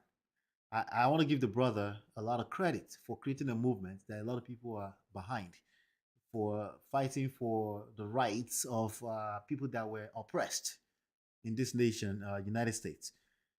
But division is coming from all ends right now. Sorry. Joseph is the favorite son of the father, the one he loved the most. Represents oppressed people with talents and gifts who are hated, leads to war. Okay, word salad. Envy and jealousy is what his brothers had for him. Okay. War is generally about pride over resources. Two or more brothers fighting over something. No, it could also be strangers invading the town. It could also be strangers looking close enough to see if there's division and then using that against your own people. Right? That's precisely what happened in Lagos State, Nigeria. Okay, that's precisely what happened. There's a lot of stories around the Ovori people of Lagos State, Nigeria, and how the Yoruba people never really owned that land. You could dig that up if you want. Okay, there's patterns here that we can see all over the place over time and time. Envy and jealousy is what his brothers had for him. War two or war him out of the mixture in bondage will come a clean and pure. Okay, when you start to see yourself as the subjugated, as the right, and the other person as the wrong, you create division. It happens in romantic relationships. It's in every type of relationship. You have to find a common ground. How do you do that? You find a way to bring value to other people. We're going to break that down on this channel as time goes on, okay? Clean and pure nation that the older nations, brothers, will learn from. So Noble is keep pushing this rhetoric of somebody is the enemy, somebody is right, and the other one is wrong, right? You're not going to like that part, I know. It's not about liking it, it's about pointing out what you're doing, even though you don't realize you're doing it, right? No good is going to come out of this because the white supremacy outnumbers you until you bring all of your brothers together and you fight together, okay? That's what's going to have to happen. So off code says, duh, I guess this was up to 10 minutes ago. Oh my God, these people are on here talking. Oh no, off code came here to respond 10 minutes ago. Maybe he's watching me, who knows?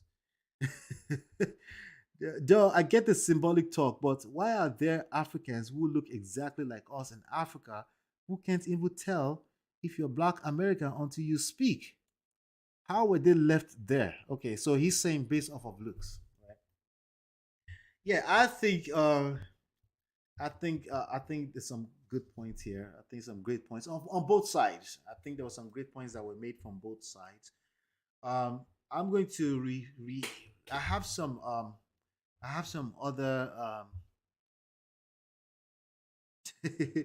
yeah, I have some other videos that I will bring later on. This conversation, to be honest with you, I wanted to disengage from it, right? But as part of the formula here on YouTube, if the conversation is being had, then it's useful. It's about serving the audience. It's about talking about it if people still want to talk about it, and that's why I will probably continue to have this conversation, but more so in the form of engaging, us, right? Engaging the people.